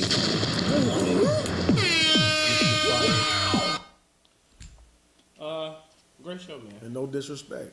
With all due disrespect intended. Headshot. Right here, man. Happy birthday to Daeo, man. This guy is. Four horsemen, motherfucker. Four horsemen. Holy, how old are you? R. Anderson. God damn it. How many, You gotta bit him like that. R. Anderson. how many of y'all is in the Four Horsemen Club? Everybody. You the last one? Skilo. Oh, it's got to be a big shindig. He joined this. Four horsemen. We the four horsemen, goddammit. I look damn good. I'll tell you that. With a little sweat, perspiration. Couple of bags coming on there. You gonna do anything about it? I'm gonna get some more sleep. Is what I need to do. You're not gonna do chemical peel? Never. I'm not doing anything. If I do anything, I'm gonna get a little liposuction on the love handles. I'm gonna get my body Would you done. ever get the stomach, the abs? Nah, I wouldn't do none of that shit. The fuck I look like showing up with some abs. You be like, what the fuck you doing? I be like, Working out. don't judge me. I've been working out. You like, nigga, you just episode 126. Your ass just had love handles. Now you cut up. You can go away for a couple of months, come back. While you heal. Let's do it. Let's do it. Season 4 will be premiering in the motherfucking spring. We out. We in the spring. So you in the fall. We in the summer, nigga. What you talking about? This is something. Hot as fuck. It is, man. Sweltering in this motherfucker. I gotta take a mean piss.